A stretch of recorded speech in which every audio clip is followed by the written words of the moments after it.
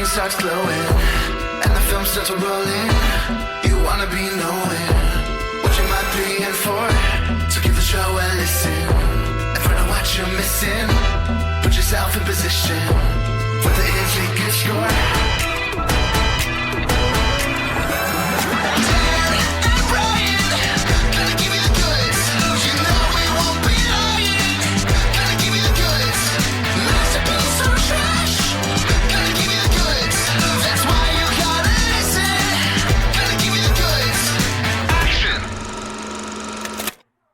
Hi, everyone, and welcome to The Goods, a film podcast.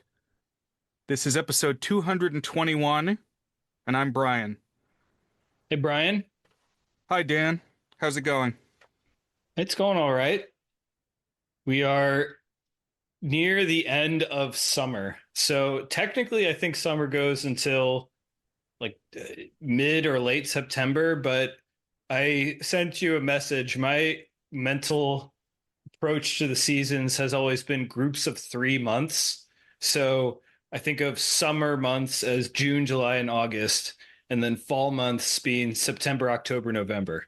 So even though it's not technically fall for, I think, a few weeks, we're hitting Labor Day, we're hitting September, and then so it starts to feel fallish to me.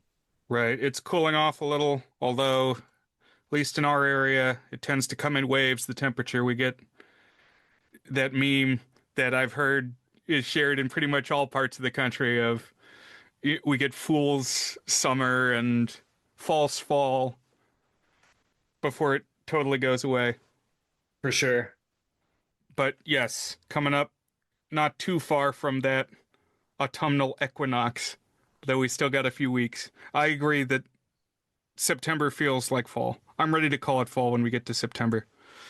Of course, they've monkeyed with the school calendar where we are lately. The public school calendar used to be school would start at Labor Day, but now they've moved everything 2 full weeks ahead, which would have been blasphemy when I was a kid. I think they did it so that they didn't have to be as stingy when it comes to snow days. Like the old model of the Fairfax County public school system was that you got 3 no consequence snow days. You could cancel school 3 times and it wouldn't throw off you got to have 180 days of school in a year's calendar. It wouldn't throw that off. But then we had a few years where there were a whole bunch of snow days and they were trying to figure out, okay, well, if we plug in Martin Luther King Day, make people go to school one of the days that they would have had off for spring break, and they just got tired of doing that. And they said, look, if we make the school year as a whole a week longer or start it a week earlier, or maybe it's both, we can get away with having more snow days and more holidays. So that's my understanding of it, at least. I did work within the school system for a while. I may be doing that again soon. But you're a parent, so maybe you have more on-the-ground, timely knowledge of the changes. Yeah, I don't really think too much about it, except they send out, here's the first day of school. And basically now, this is my 4th year that I've had a kid in public school. It's been late August, 1 to 2 weeks before Labor Day. So it just, at this point, it already feels normal to me. I don't really have any strong opinions about the matter, to be honest. I care a lot less than I used to, because I used to run a summer camp program we've talked about quite a bit on the pod, and you worked there for a while too, Brian. And my life was tightly bound to the school year schedule and the summer schedule then. But now it's just oh, kids are home, so I guess I don't pack a lunch in the morning. And my wife, she'll spend most of the day with them, and then either way, they're home when I get downstairs, so it doesn't affect me too much. We do plan our trips, of course, around their school schedule too. But yeah, wish I had something more interesting to say. Sorry, Brian. No, that was kind of boring, but it's all right. Something we do have strong opinions about is film. So we're here, as always, to talk about some movies, and it's the midst of a theme month. It's actually the final week of a theme month. As you said, we're a day from the end of August. Or how many days does August have? 31? All the rest have 31? Yep. Okay, so we're here on the 29th. 2 days left in August. My brother's birthday, one of my brothers, I have four of them, is on August 31st. So August is one I can always remember, whether it's a 30er or a 31er. And the theme month in question has been Maxi-Mini-Month, our month of big and small special effects. And the movies that I want to talk about today are the Honey, I Shrunk the Kids series. But before we dive into all of that, let's reflect on the month as a whole. And Dan, I'm curious, if we were to grow this month beyond its bounds appointed by the calendar, what would you want to talk about next? If you got more of these big, small episodes to lord over, what would they cover? So one thing that to me makes an interesting theme month is, can you get a lot of films in different genres and tones and formats that still adhere to the theme? And I think some of our theme months have been better than others in that regard. So what I would look for would be something that would be different from what we've talked about. So I think I would probably choose the Alexander Payne comedy Downsizing, because we haven't really had a grown-up drama as one of our selections. The theme is kind of inherently fantastical, which tends towards kids films or like PG-rated adventure films. So I had a handful of other things, movies on my list. Some of them were kind of in line with them in that they were maybe not atomic monster movies, but like 50s, 60s genre fare, where I think there was a lot of playing with green screen and forced perspective type stuff. I actually had a hard time really finding something that was kind of out of the box that's still really locked into the theme.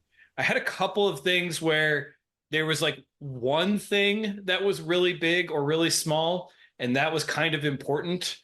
Or like more generally, everything was kind of weird. And as a result, some things were big and some things were small.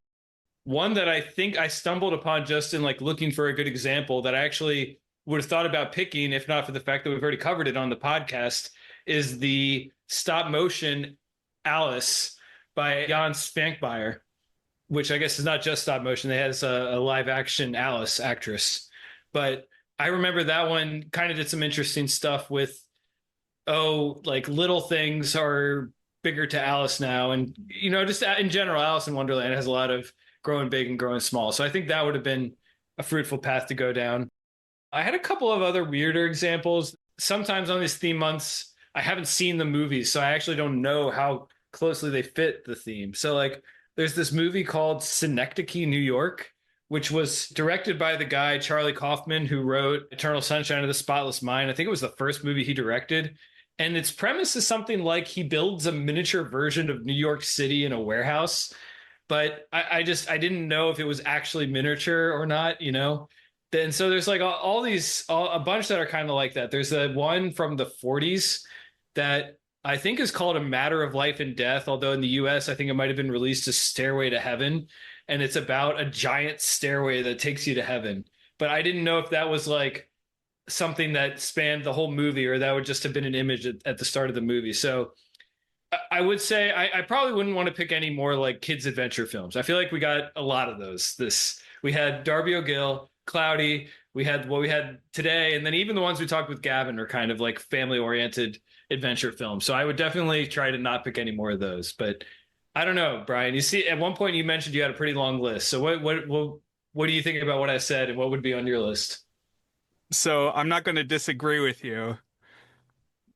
All my selections are pretty much of a type. Longtime listeners will remember back in our vintage animation month, all of my picks were 70s fantasy films. The rules were it just had to be an animated feature pre-1990 released by a studio other than Disney. And Dan pointed out there's lots of variety that you could have in that vein, in that window, in that box. But all of mine were 70s fantasy. So I don't worry too much if my selections are very narrow or very similar. As long as they meet the theme, I'm satisfied. And in this subgenre of big small effects, you have a lot of films that are sci-fi and fantasy. Maybe what I would have done This is definitely still fantasy. I don't know if it's any more grounded than anything else, but like a Borrowers adaptation. I think Miyazaki did a Borrowers movie called Arrietty. I know it was Ghibli. I'm just not sure whether or not it was Miyazaki. Okay. But yeah, I've seen that one. That actually was on my medium list. I was thinking about that one. That's a good pick. There was like a shitty, edgy one trying to like make it go mainstream in like 1997 American film that I didn't think highly of at the time.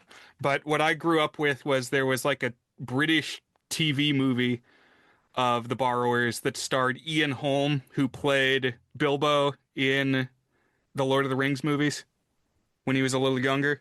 Hmm. Maybe like a double feature or a triple feature of The Borrowers adaptations. If I got just one more week, I think what I would have to do, shout out to Dr. Jim on our Discord, but we didn't get to The Incredible Shrinking Man. I was torn this week. Do I do Incredible Shrinking Man or do I do Honey, I Shrunk the Kids? And I went Honey, I Shrunk the Kids because it's a little bit more modern. We did get a 50s pick with them and Seventh Voyage of Sinbad. Yeah, so I want to shout out Jim MD. He's one of a handful of people on our Discord, and maybe the only active participant who does not have a connection to you and me outside of the pod. Right, he hasn't come on the pod yet. I want to do an episode where we talk Scooby-Doo and have Dr. Jim join us if he's open to it. Oh, that would be fun, yeah. But I have an appreciation for Jim being active and contributing on what he's watching and what DVDs he's picking up. And we talked about a lot of Hitchcock because I've been in a year-long Hitchcock binge. So I'm always grateful when he contributes to our Discord and to have him around. And he said, hey, you guys should cover Incredible Shrinking Man when he heard what our theme month was. And at that point, we had already kind of locked in on what our episodes were because he said that after we recorded our last episode, Brian. So we had already committed to all 5 episodes. But I said, I'll shout out your thoughts on this. So I'm glad that you called him out. I'm glad that you called Shrinking Man out, Incredible Shrinking Man. Now, let me go ahead and read what Jim said about it. He said, I wanted to watch it for years and finally bought the disc when Criterion released it, since otherwise I hadn't been able to see it.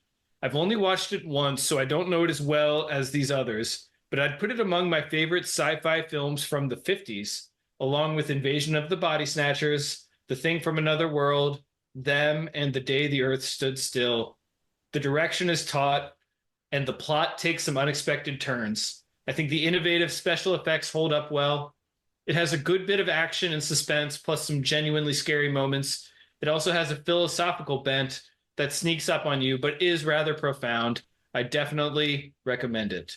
And so that was his thoughts again on The Incredible Shrinking Man. So thanks, Jim, for your thoughts on that. And sorry we didn't cover it this month, but maybe sometime in the future.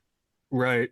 That's the great thing about our theme months. I say it almost every time is we can always return to these wells again in the future. In some cases, we've covered films like these before and nothing's stopping us from returning. I will say when I was 7, 8, and 9, I rented a lot of, or my folks for me rented a lot of these classic titles from Blockbuster in the horror sci-fi vein. And so at that time, I saw Incredible Shrinking Man. So, of course, this was a long time ago, but I do remember it. And the man shrinks in stages.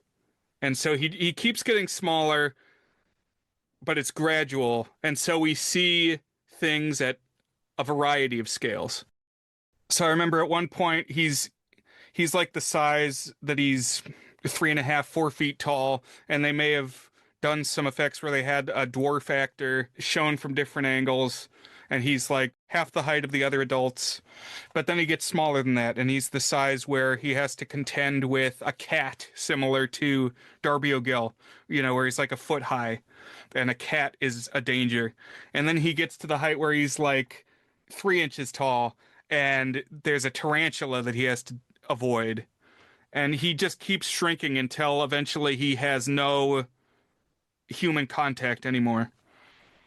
And the implied fate is that he's just going to keep getting smaller and smaller until he's like on the molecular level. So definitely interesting, definitely some captivating special effects and just a sense of like menace is what I remember. It's like, what is he going to do? He's kind of doomed, but also, I mean, he's dealt with things thus far. Maybe he'll always find a way to contend with whatever obstacles he encounters. I think we would be due for a rewatch. It might make a good pairing with 50-Foot Woman, which is one I've never seen that one. And that one was on my list of possibilities as well, for sure.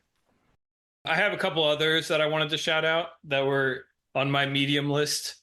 So one is you mentioned Arrietty. I was considering doing Arrietty and the Red Turtle together. So have you seen the Red Turtle? I have seen the Red Turtle. We've actually talked about the Red Turtle on pod. I can't remember what the episode was. I saw it in theaters in a year when I had something like a movie pass. And my main memory of that, well, at one point the turtle turns into a lady and the castaway is like involved with the turtle. So that's strange.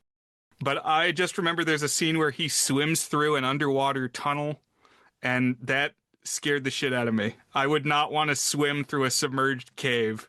There's fewer things I can imagine worse than that. Yeah, pretty brutal. Another one is this is kind of only debatably within the theme month, but would definitely be different in tone from anything else we've covered. But that is the documentary, I think it is, and I'm pretty sure it's film. I think it's feature length, and that is Microcosmos.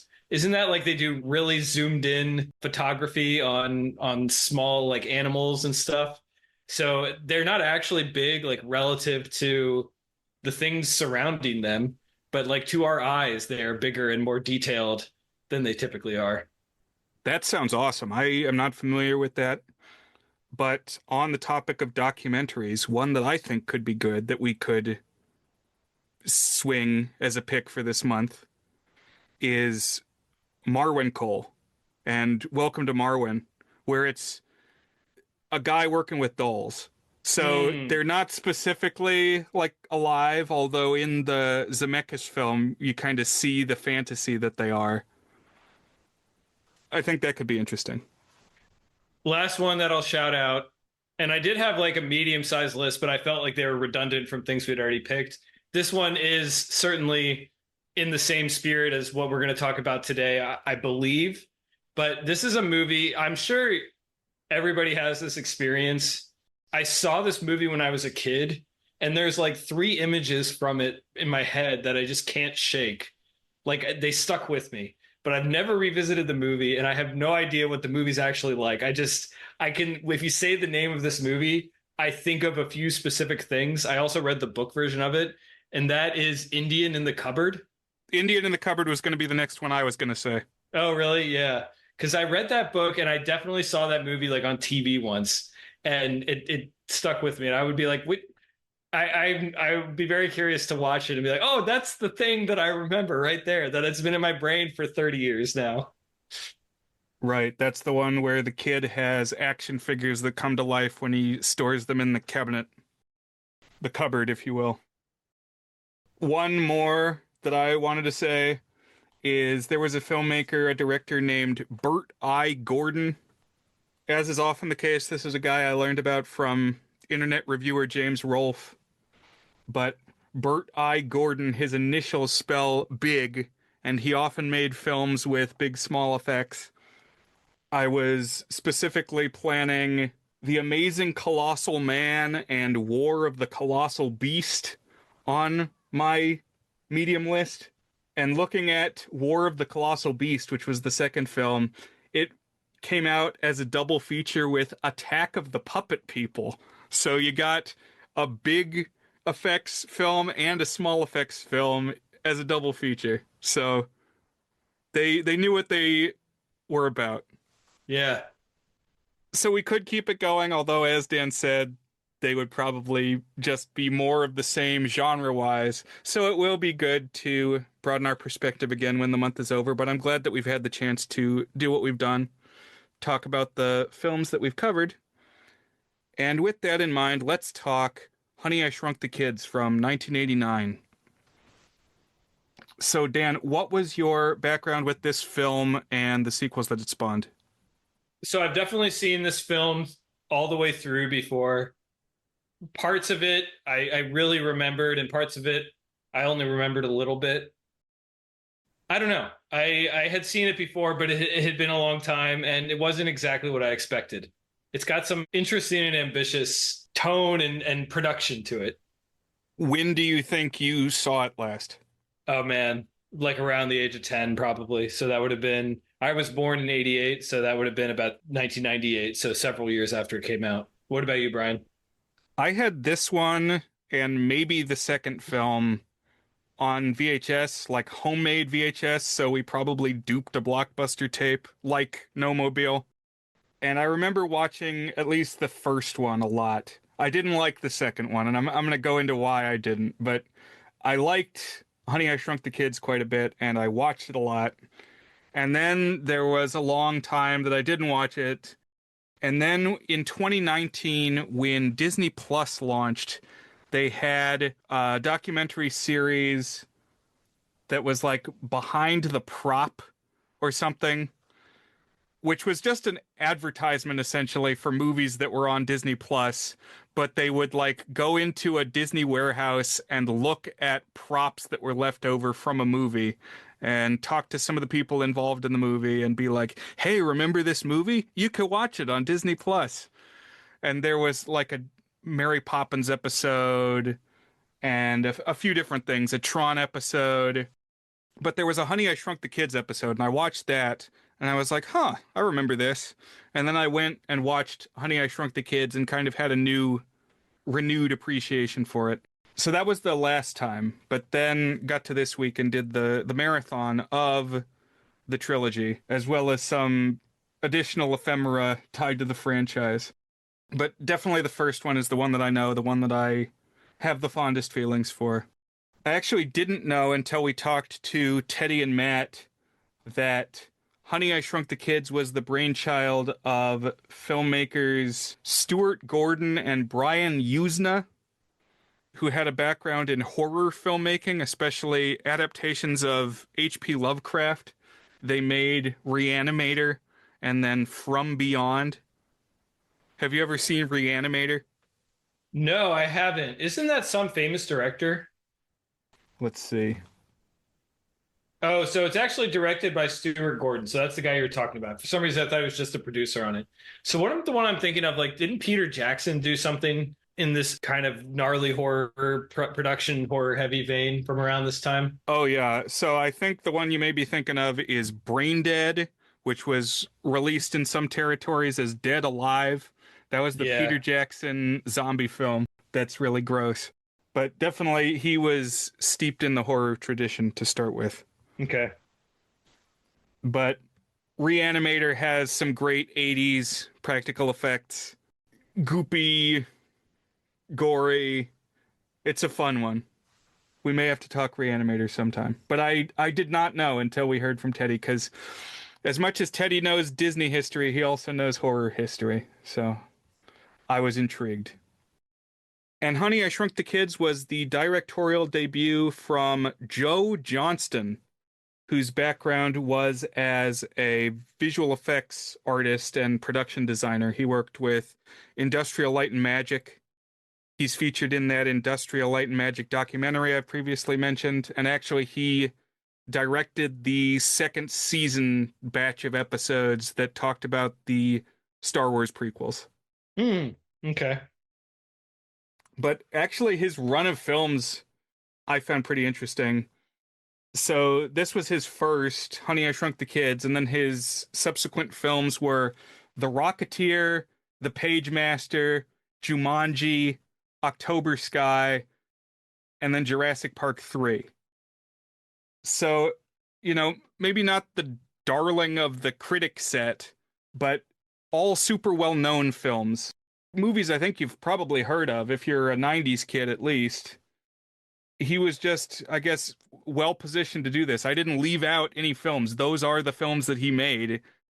I guess he was just a fixture enough in the industry that, like, these are all big name movies. But this first entry in the trilogy, Honey, I Shrunk the Kids, was a surprise hit. It was produced on a budget of like $16 million and then made more than $200 million. So very profitable, kind of captured the imagination. And so it did end up with some sequels that we'll talk about. I like that it starts with a animated sequence. It kind of shows what we'll be dealing with here. Kind of shows the promise of the premise. And I think it also kind of shows, I mean, this was, I don't know exactly, but this was kind of right around the time that The Simpsons was released and not too far off from like Beavis and Butthead. So there was kind of this resurgence of almost a punk element, transgressive element to animation. And I kind of found this evocative of the roots of the film, that it came from two boundary pushing horror directors. I mean, that's almost like a strange fit. I mean, as you kind of described, not exactly totally out of the blue that they would have ideas for family films, but if they both were kind of in the horror realm, horror almost inherently has a little bit of like a transgressive element to it. So for some reason, this just felt kind of right. The one thing I wanted to call out with Stuart Gordon and Brian Usna, or whatever his name was, is that it seems like they actually both left the project for different reasons.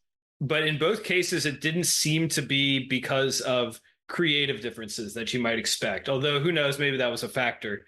But they both had like legitimate logistical reasons. I think one of them might have gotten sick or had a surgery or something.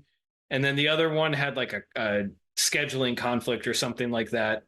And so they ended up with, I think, story by credits, and one is like a co-producer technically, but was pretty hands-off on the actual production of it. So despite them kind of getting their foot in the door and pitching this concept, neither of them were actually like hands-on in the construction of all of it, at least from what I read in a couple of articles that I found online. Gotcha. Yeah, it sounds like a couple films in this series went through several iterations before coming into being and seeing wide release. Disney did kind of have a tradition of wacky scientist films through the decades. Teddy last time shouted out Absent-Minded Professor and Son of Flubber. I went ahead and rewatched Absent-Minded Professor this week, which is the origin of Flubber, later remade with Robin Williams in the 90s. But it's like an anti-gravity invention that he comes up with. There were also things like the computer wore tennis shoes with Kurt Russell. But I feel like Honey, I Shrunk the Kids owes something to Back to the Future. I don't know if you saw any of that. I noticed it in the music. So obviously it's a sci-fi comedy, which it shares that with Back to the Future. But there's this little musical leitmotif that plays in Back to the Future when the time machine is shown. It's like, diddly, diddly. I'm not doing a good job recreating it, but it's like a chime, a little tiny tune of 3 notes that plays when science-y sci-fi stuff is shown. And a very similar little tune plays when the ray is introduced, the shrink ray. Well, I assume you saw who wrote the score. This was James Horner. That's right. So he's the Titanic guy, right? Right. He of Titanic, he of Land Before Time. He did quite a few things. Yeah, he's made many, many scores for many excellent films. Something Wicked This Way Comes. Oh, yeah. Apollo 13 is one that comes to mind for me. These Honey Eye movies star Rick Moranis. So we talked Rick Moranis back when we did Little Shop of Horrors. He was kind of a well-known character actor, supporting actor, but here he's pretty much front and center. And then after the third Honey Eye film, he retired from acting. He hasn't been on camera since then, since 1997. Isn't he going to be in the new Spaceballs? Supposedly, yes.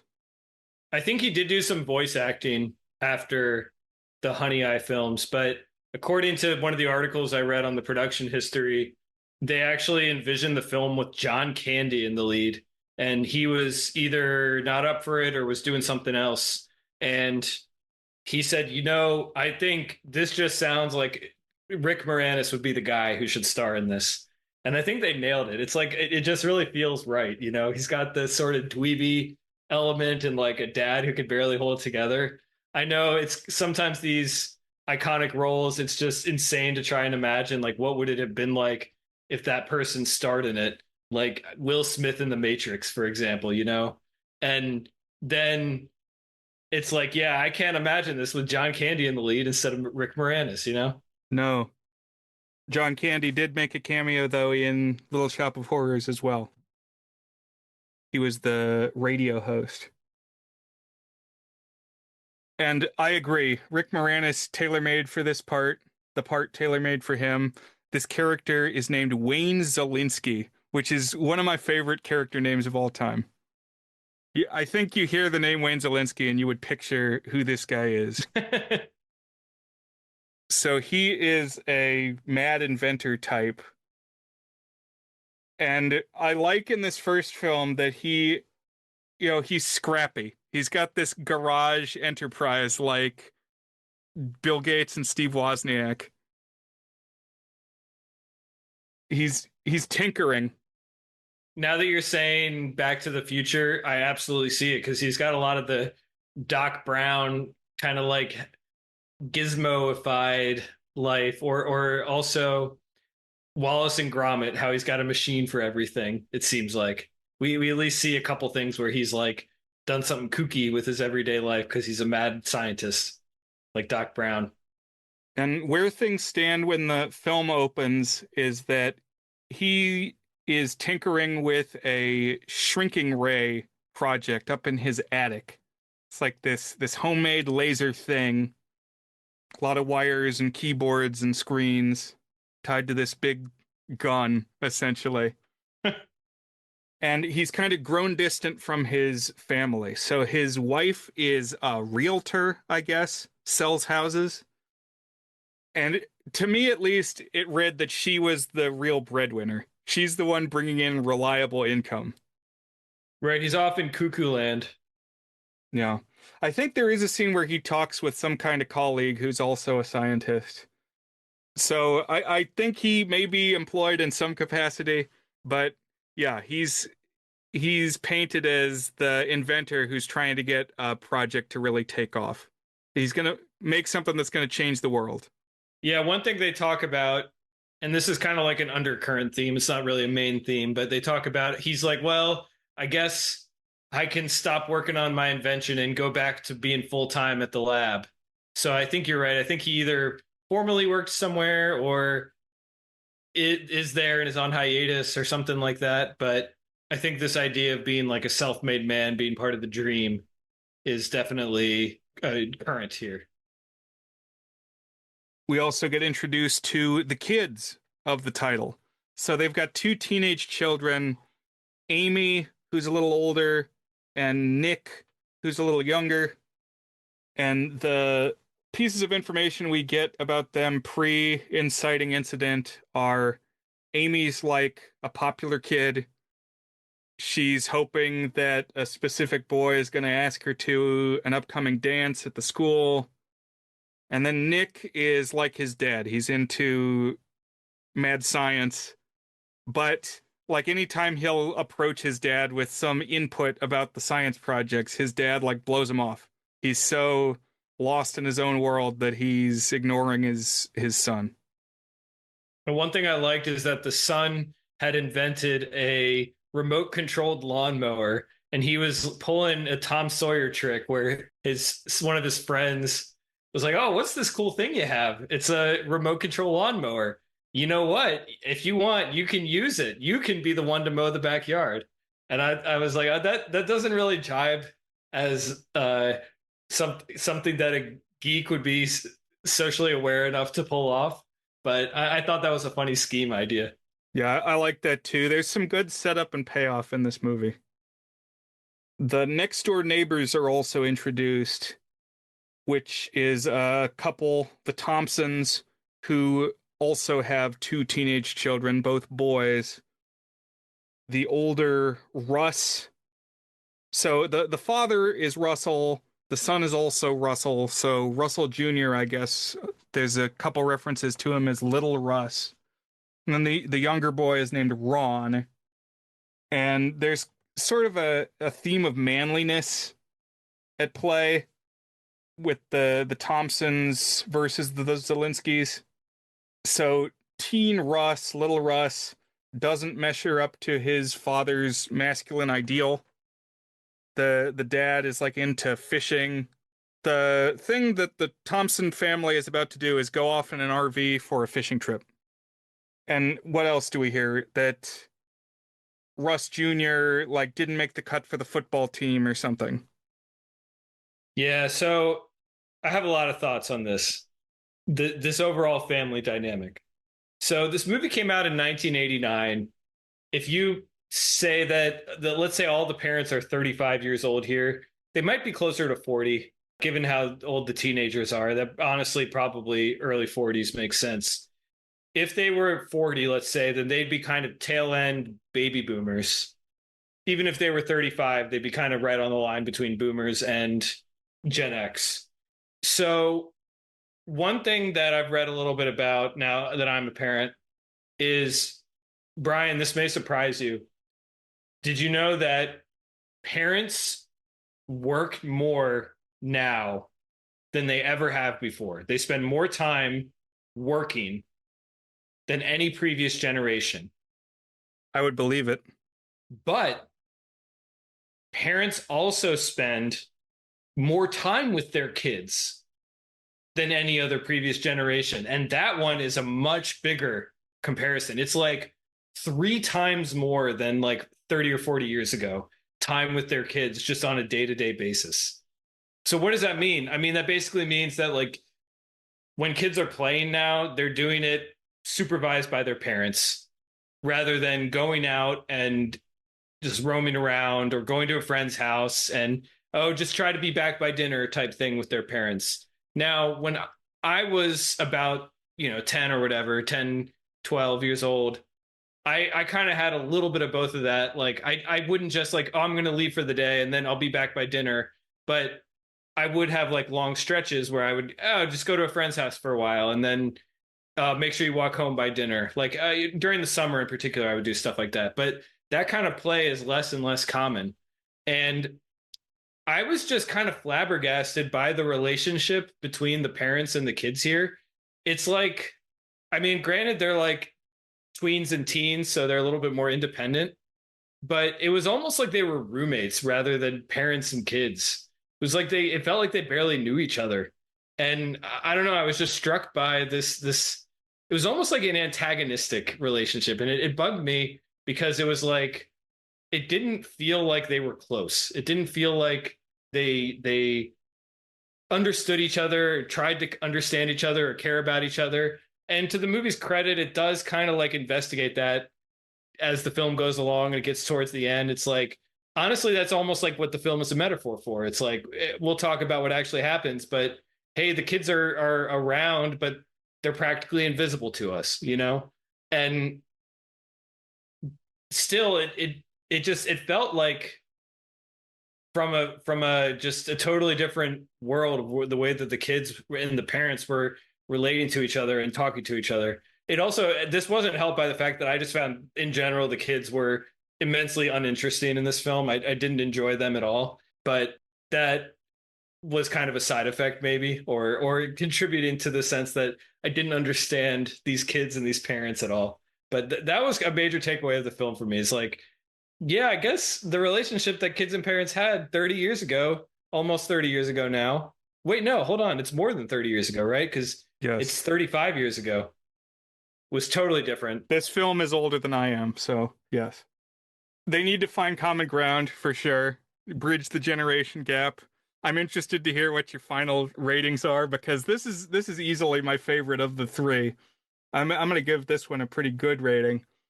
But yeah, they're out of touch between parents and kids. But the Thompsons are prepping for this trip. They've rented this RV. They're going to head out into the wilderness for a fishing trip. I was getting tourist trap vibes. Like, if the Zelenskys never intervened, this would be tourist trap. But we have this branching off point when the kids get shrunk. So Russ Jr. has a crush on Amy, just kind of distantly, has the girl next door. And so when his brother hits a baseball through their attic window, Russ uses this as an excuse to go over and talk to her, be like, oh, hey, sorry, my brother broke your window. I live next door, by the way. But they all end up there in the attic where the ball has gone through the window. And the ball also has set off this like Rube Goldberg chain reaction where it hit the keypad and also rolled into the path of the laser beam. And the long and short of it is it set off this shrink ray. So at first it like shrinks some furniture that's in the room, and then the kids wind up wandering into the path of the laser and they get zapped. And they get shrunk to 1/4 of an inch tall. That's pretty different from a foot tall. 1/4 inch is very small. Yeah. And for our European listeners, or basically anybody outside the US, this is 0.6 of a centimeter. So let's talk about these effects that we start seeing once this happens. I liked that they actually made a lot of these big props. I completely agree. I was really impressed with the production and the effects. And it's a mix of a whole bunch of different techniques. And yeah, some of it is they just made like, hey, here's this prop that looks like a giant blade of grass. Okay, that's actually pretty awesome. Some of it is forced perspective. Some of it's probably green screen. In fact, I'm sure it is. And it just looks so interesting. I was really impressed with the special effects production on this. Yeah, the first place they are is in this same attic room, and you can just tell that they're on a set, a sound stage, where the attic boards are now like 8 feet wide and 40 feet long. And you can see all the like enlarged grain, and there's screws in the planks, and there's like a layer of dust all over the floor that's now like, 5 inches deep. And they do cool stuff with the lenses too. I don't quite know exactly what it is, like something about the way the lenses are curved or something. I think it's like related to how anamorphic the lens is or something like that, how much it stretches things outside of the center. That contributes to it as well, because you can like zoom something from like a low angle or a high angle, and you have a little bit of this distortion with these props. And then it really does. You're like, oh, I'm looking at a person who's a 1/2 inch tall or 1/4 inch tall or whatever. Like it really does look like it. Wayne ends up going upstairs. He like notices the broken glass, but also he's frustrated with the machine. So that's kind of drawing his attention. Meanwhile, the kids are down on the floor watching everything that he's doing, but he's not aware that they're there. So he like in frustration is like beaten on the machine, which they need if they're going to grow back to their size. And so there's tension of the, oh no, don't do that. Don't break your machine. I knew this was bugging you, Brian. You don't like it when things that people have worked hard on get destroyed. Yes. And then he gets out the dustpan and the broom to sweep up the glass and winds up sweeping up the kids too. I liked also the editing of this movie. Like, you could always keep track of what was going on, but there were a lot of different shots. So, like, even this process of sweeping up the kids, it's like, you get the shot where they're caught in the fibers of the broom, and you're working at the different scales between what Wayne is doing and the kids. And it's well executed. But he sweeps them up into a trash bag and then carries them to the curb. And they get out of the trash bag pretty quick because somebody's got like a pocket knife or something. But at their size, they're now out past the backyard. And to get back to the house, they got to cross the yard, which is like an insurmountable distance because of how small they've become. So this is kind of the main story of the film is like getting across the yard. And every step of the way, like all of the events that you've described, there's some innovative touch in the design. Like when they get out of the trash bag, they need to slide on a wet blade of grass. And it's like, you can tell, like you said, Brian, they just made a big slide and they probably put some like epoxy or something on it to make it look wet and shiny. And they actually had to slide down it. It's very cleverly envisioned and produced.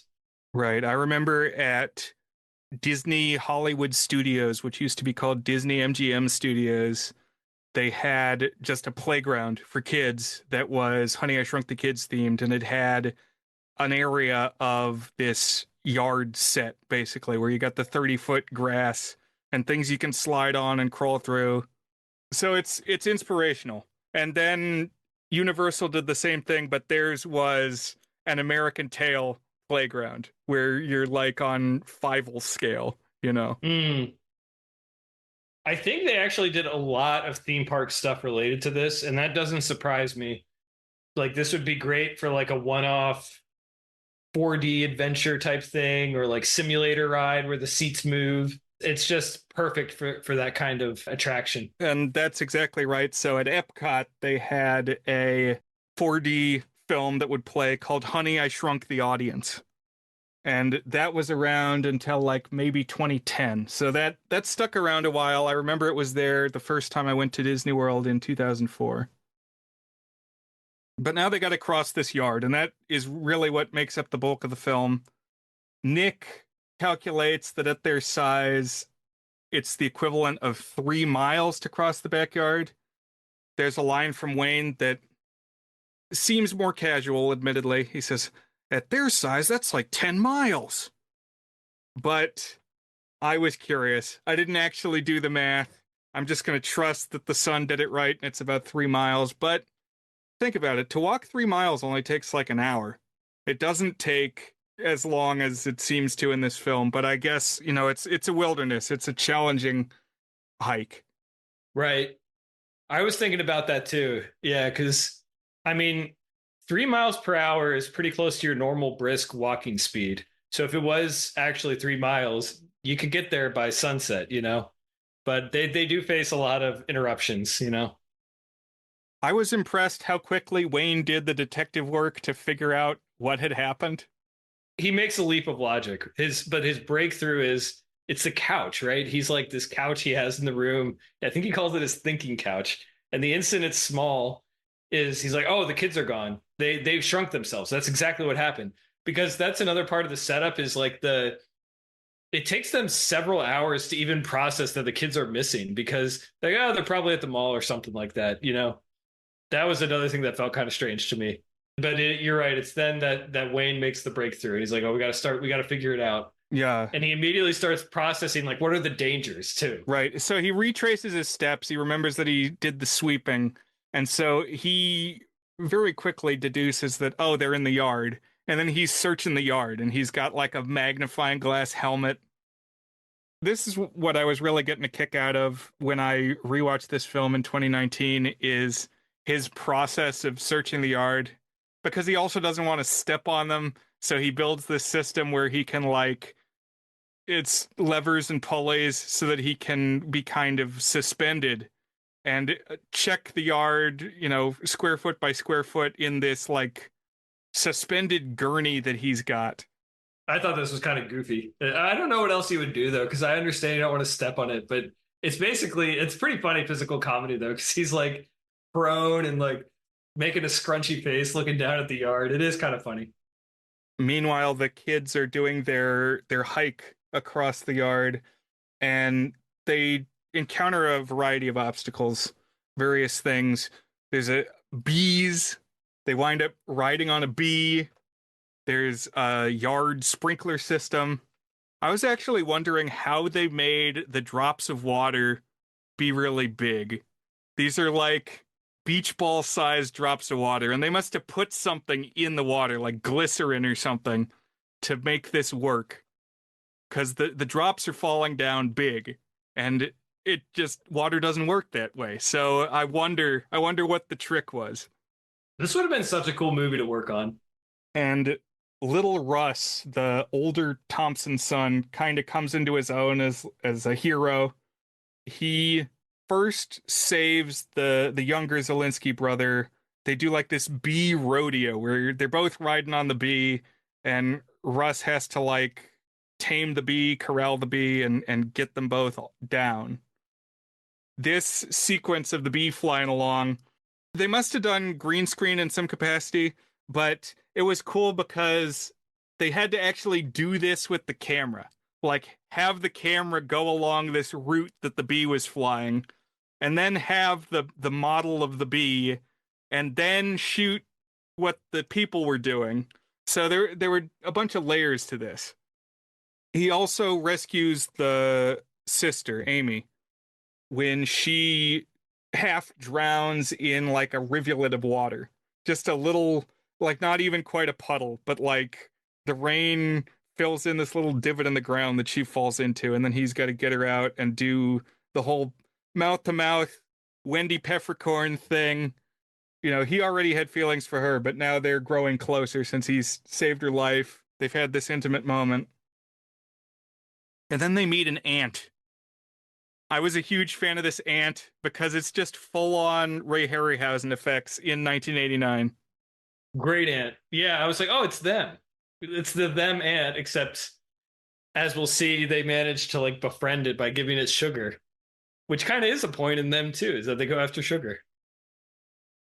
Yeah, so they start riding around on this ant, and I really like the discussion of relative speed. Like, think about how fast an ant can cross your desk or a brick or something. Just it crosses the ground. If it were to grow up to a size that is familiar to us of like a car, it would be as fast almost as a car. That's something before this movie I had never really thought about or had cause to think about. But it's interesting. I mean, you hear all the time about, oh, well, relative to their size, they lift 50 times their weight. But you don't think about how much ground they cover. At least I hadn't. Good point.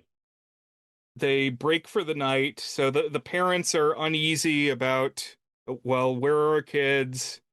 Eventually, Wayne does clue in, first the mom and then the neighbors, about what has happened.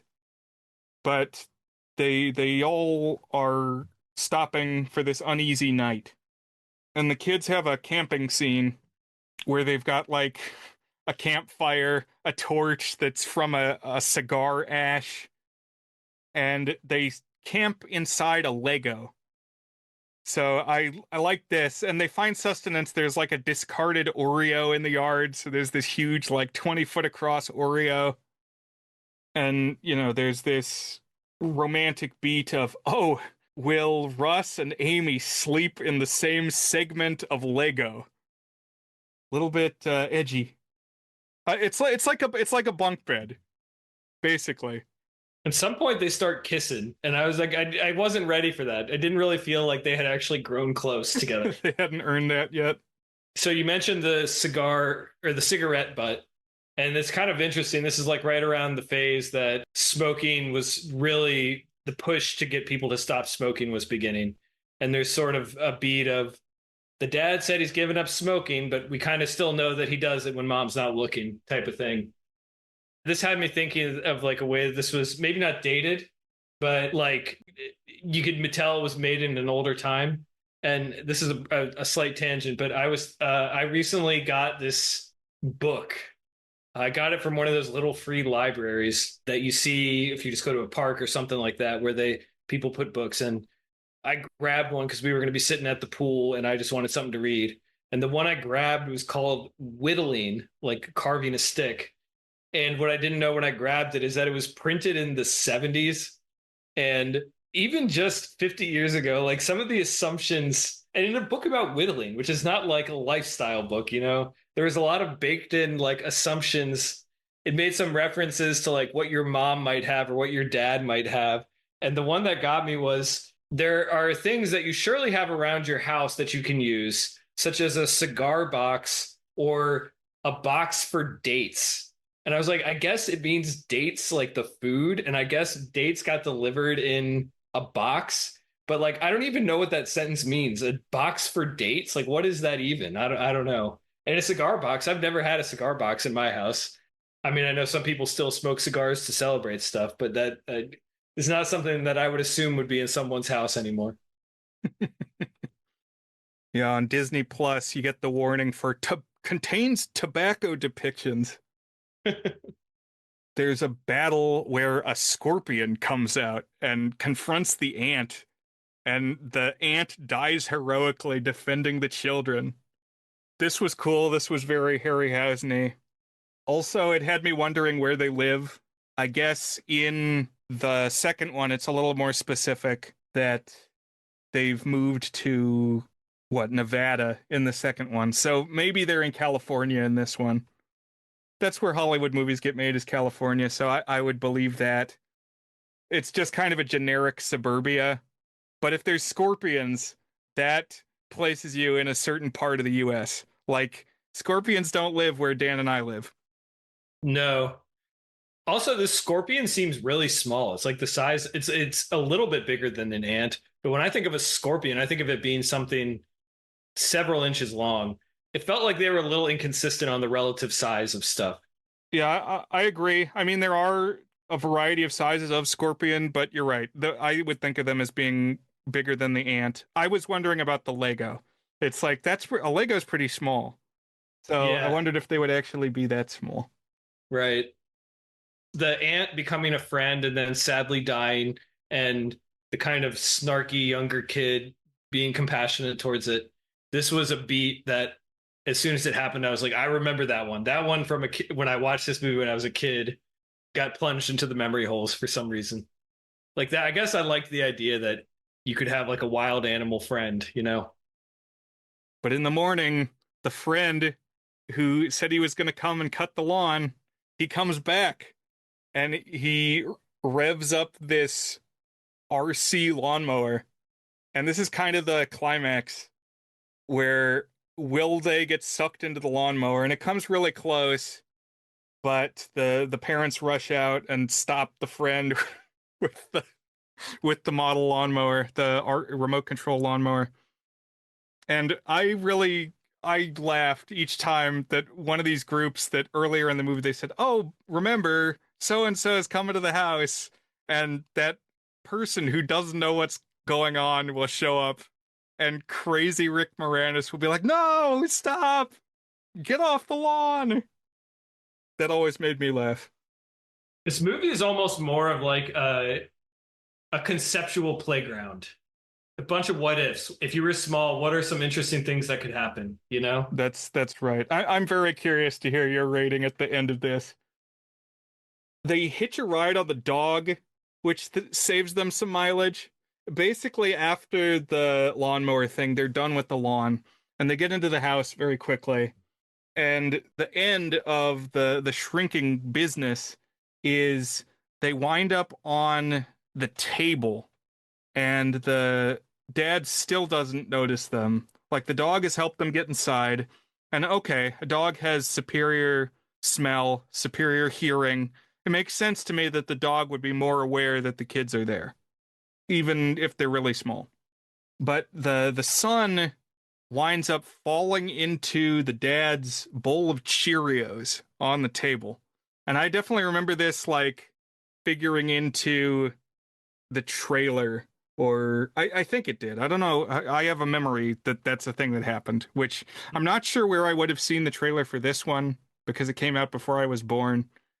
I feel that that part of the marketing was this him being stuck in the cereal and the danger of being eaten.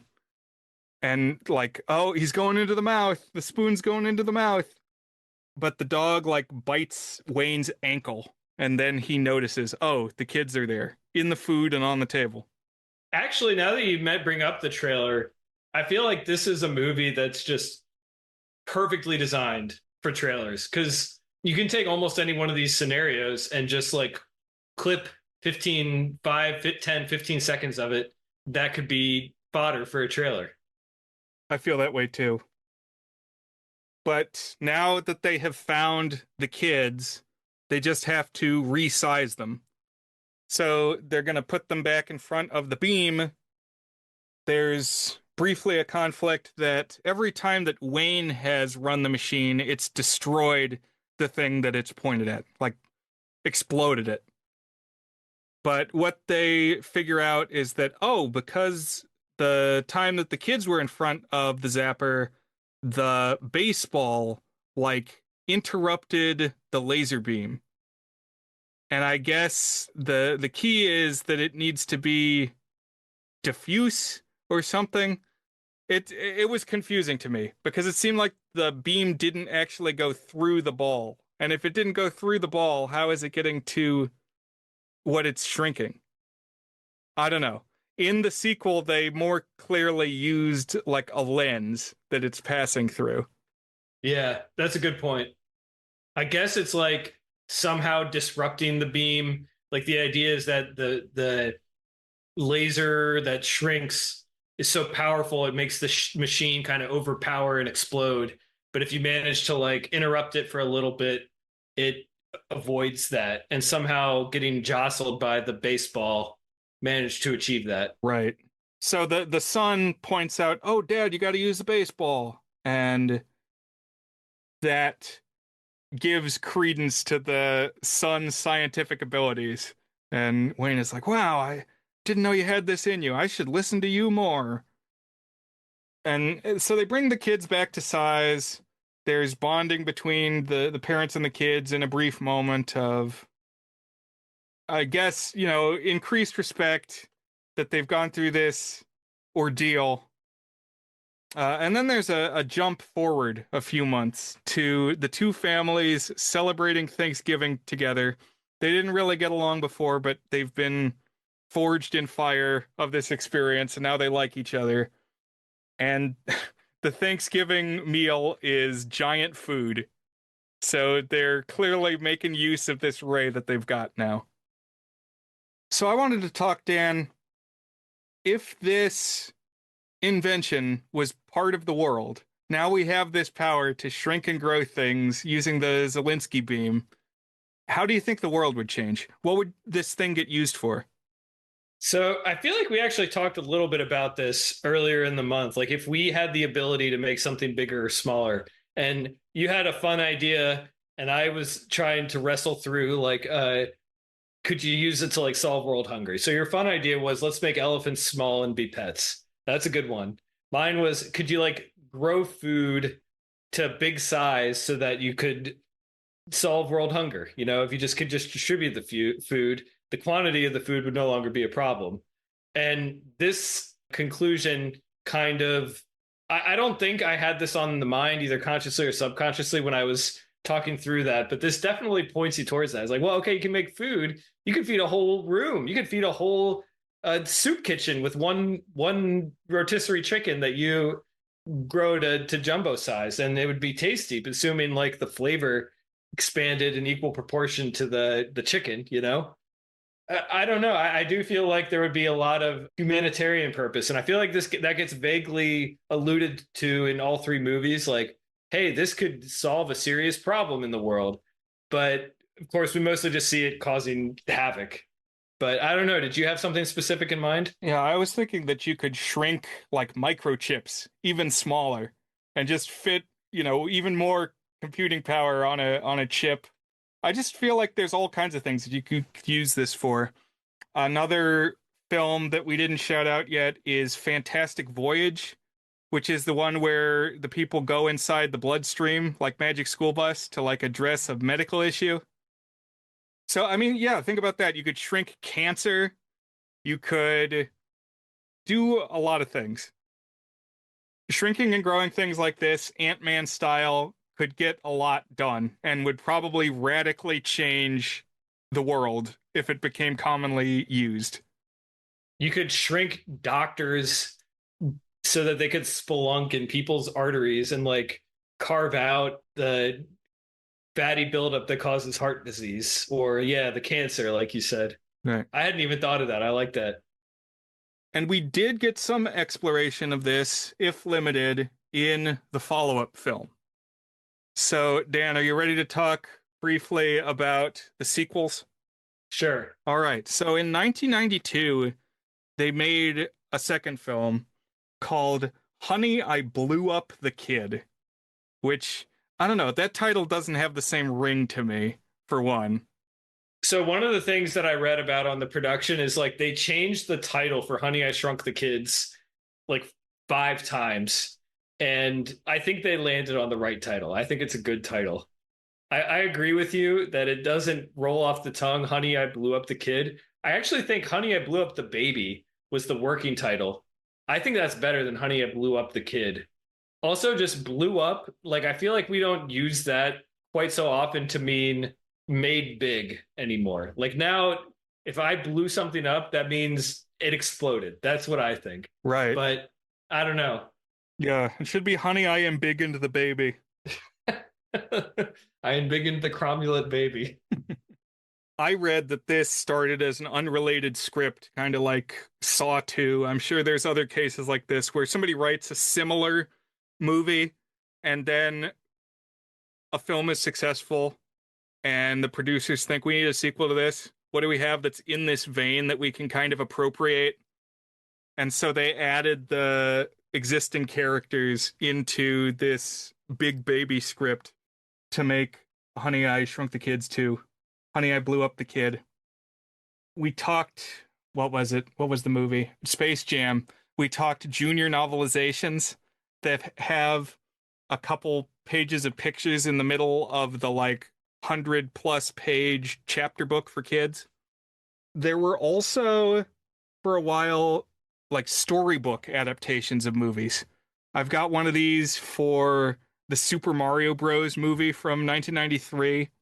I also got a Honey, I Blew Up the Kid picture book where it's, it's like a 25 or 30 page book aimed at younger kids where like each page is a still from the film.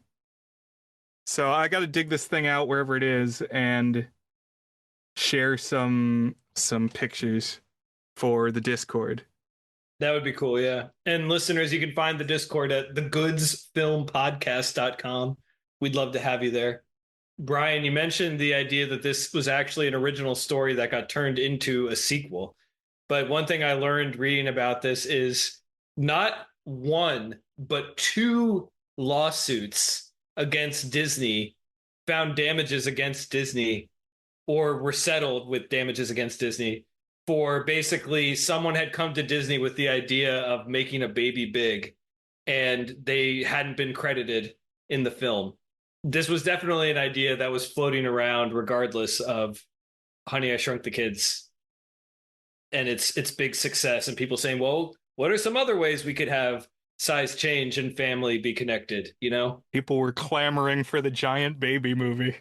Well, apparently at least 2 people had brought it to Disney with enough actual conversation around the topic that they were able to get some remuneration Right. on the matter. Yeah, they found in their favor and they got some money, some settlement money. We're a few years down the road now, 3 years later when this movie came out, so the kids are all older. Amy is going off to college and Nick is an older teenager now, but all the actors are back. These are the actors returning from the previous film, even if we only see, for instance, Amy briefly. Moranis is back. The mom actress is back. There's a prominent role for Nick. The Nick actor is named Robert Oliveri, and I don't know if he did anything after this. Did he do anything after this?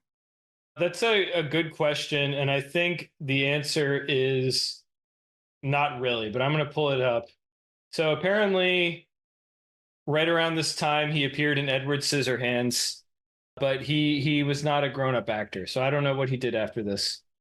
It's kind of weird that they brought back so many of the cast. I mean, Rick Moranis was absolutely a lock. You needed him. But I didn't feel like the kids were distinct enough to be worth bringing back. And also, they've kind of rewritten them. And yeah, the older sister gets like a token appearance. She's like, "Hi, I'm going to college. Bye," and drives off. And we don't see her again the rest of the movie. Yeah, I feel like Dan is down on the kids. Dan doesn't like the kids. In the first movie, it's more about the kids than it is about the adults, I would say. We spend more time with the children, who I think we get to know them better. That's true. And I almost feel like it all rotates around, orbits around Rick Moranis, but he really doesn't have that much character arc in at least the first one. I felt like the other dad had almost as much going on as Rick Moranis in the first one. Yeah, I agree. I saw, I think on Plex or something, some capsule review that somebody posted, maybe it was Letterboxd, that the other dad, the neighbor dad in the first film, was doing like a Jim Carrey impersonation. And I can kind of see that. Some of his line deliveries. It was giving me a little bit of Ernest. Maybe not. Yeah, I can picture that too. Different neighbors this time. They don't live in the same place anymore because we actually have had kind of a change in the status quo. Now the Zelinskys have this successful invention, potentially world-changing invention. They are like wealthy and they have this new big house. And we get told that they live in Nevada, some town in Nevada, which is probably all in the name of getting us to the climax of the film that they wanted to have. But it made sense to me that they're now more affluent and successful. Yeah, I agree. I thought that it did a good job of everybody aged up. We see the consequences of his action. I think he gets rich, which like that was part of the appeal of the machine is like if he gets it right, he's going to get rich. And sure enough, now they've moved into the nice part of town.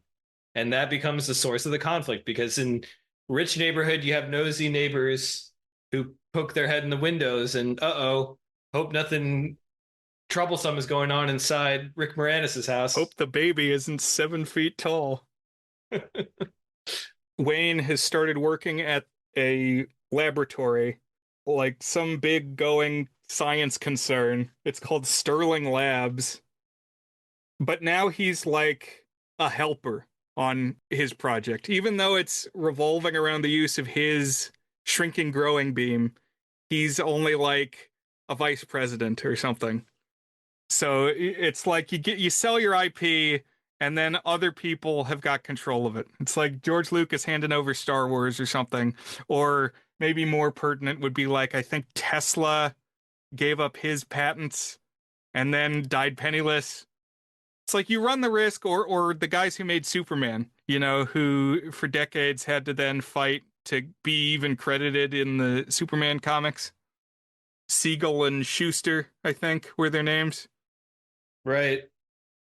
It's like you don't necessarily retain control. You could be in a situation where you give up the leverage that you have in the name of, you might get a little bit of money, but your idea could be worth a whole lot of money and power and influence that you run the risk of losing.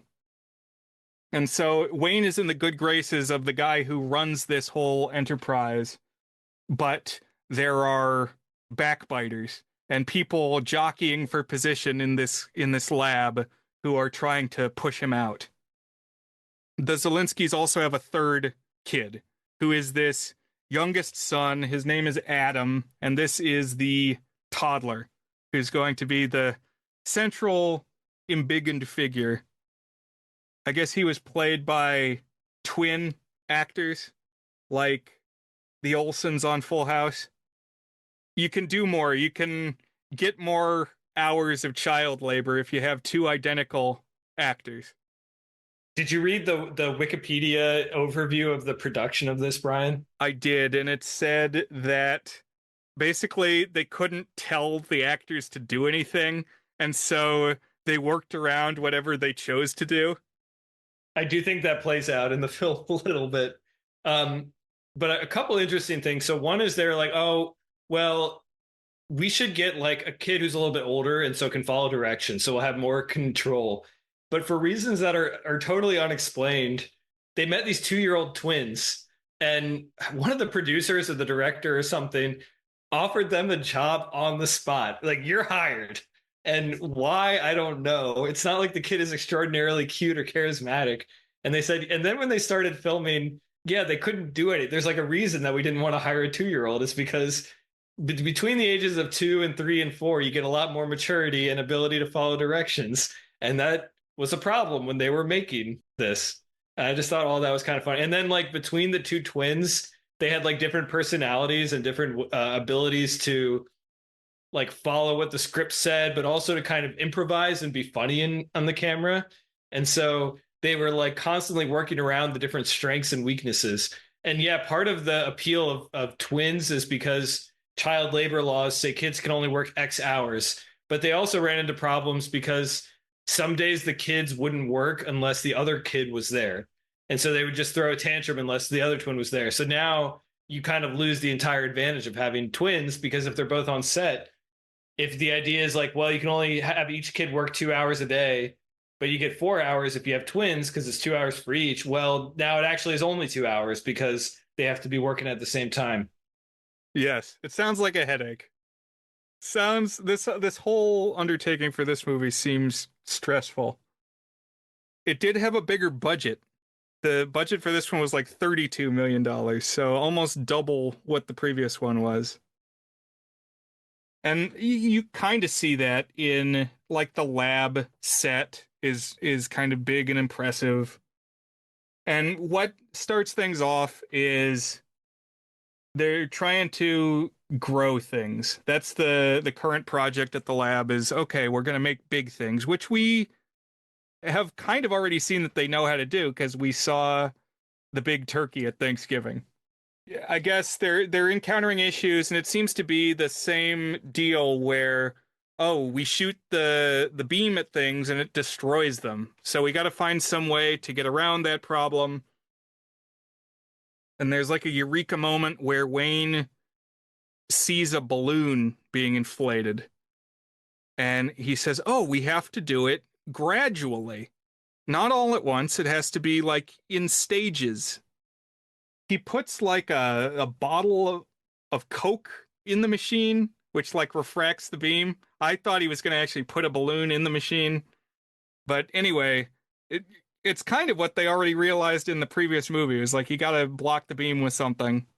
Right. But the payoff is that over this movie, the size change doesn't happen all at once. You know, in Honey, I Shrunk the Kids, it was one gunshot and instantly they were as small as they were going to be. But in the growing movie, there's levels to it. We get to see the baby at different sizes.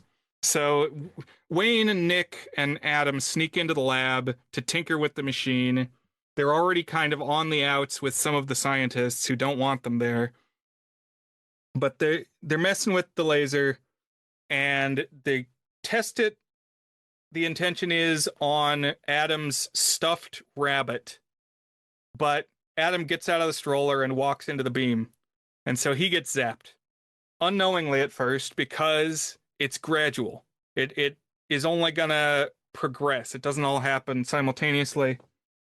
And the trigger for Adam to grow is exposure to electricity, which to me kind of seems like it would be happening all the time because we have electricity around us all the time. But it's like, if he's obviously like leaning against a microwave or watching a TV, that's when it happens. Yeah. Let me state that differently for you, Brian. It's when it's depicted as being electricity, but the trigger is when the story needs for the baby to get bigger. Yes. The first time it really becomes noticeable and a problem is the baby grows to like 7 feet tall and then is running through the house like the height of a door frame. And there's some business of Wayne and Nick trying to corral this slightly more than adult sized baby. So I wanted to talk about the effects in this one and how they compare to the previous film and what your thoughts were on that, Dan. Sure. So it's very different. So the original, kind of by necessity, is having things be bigger and people be smaller.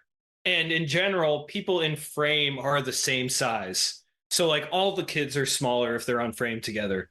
So that means you're gonna design sets and props and animatronics that represent smaller things being bigger.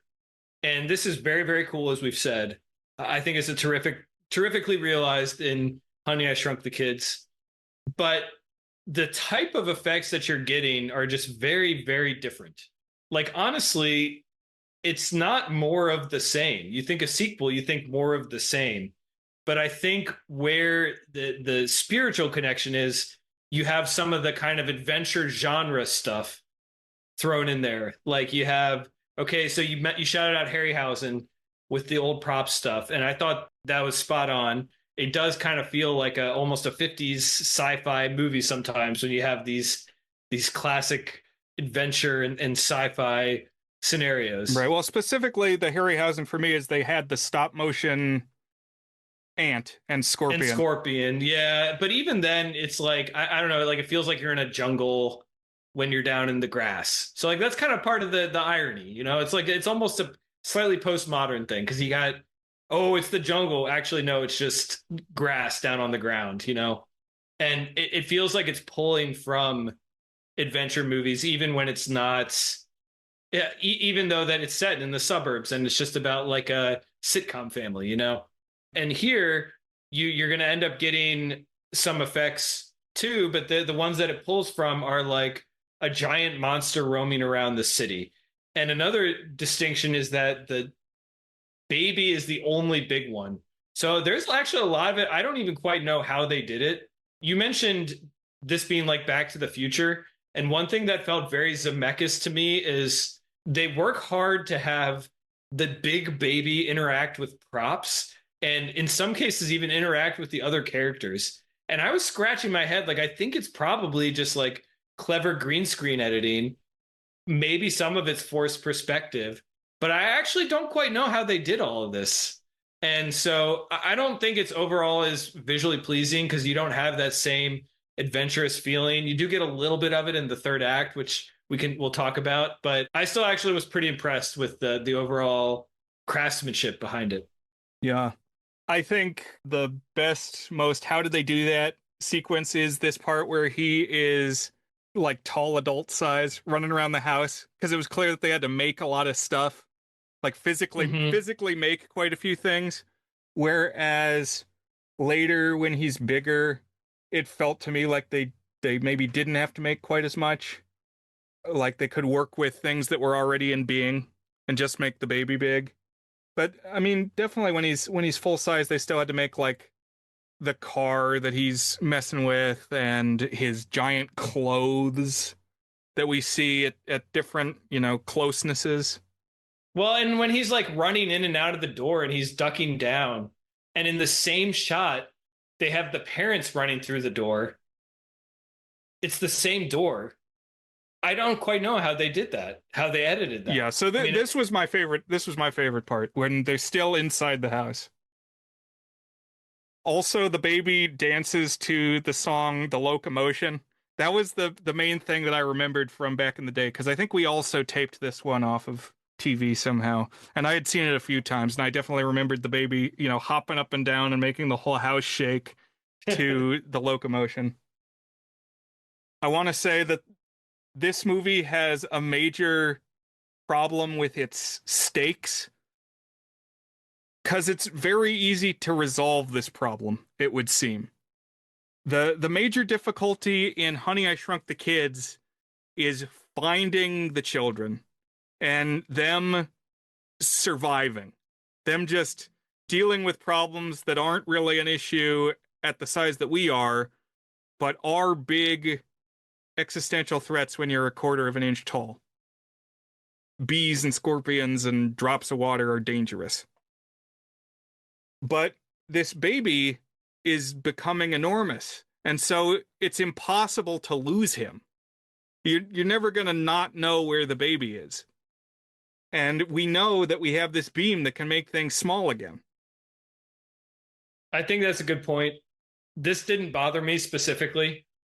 I guess what I'm about to say may not hold up if you actually break it down, but the fact that they had kind of established that using this beam makes stuff blow up and is dangerous for me was like, oh, they got to be careful doing this to the baby because it could blow up the baby. Like other blow up, explode flesh everywhere, that kind of blow up. But I didn't really think too much about it, to be quite honest. So I think you're probably onto something that is as little as any of these movies stand up to scrutiny. This one probably much less so than the first one.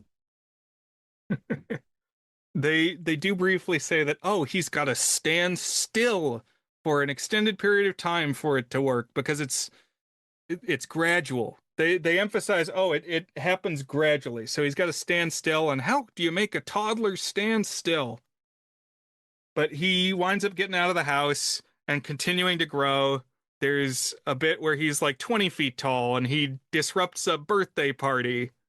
And so you see him like looming over a fence and a dividing wall, and he's rampaging through this rich neighborhood.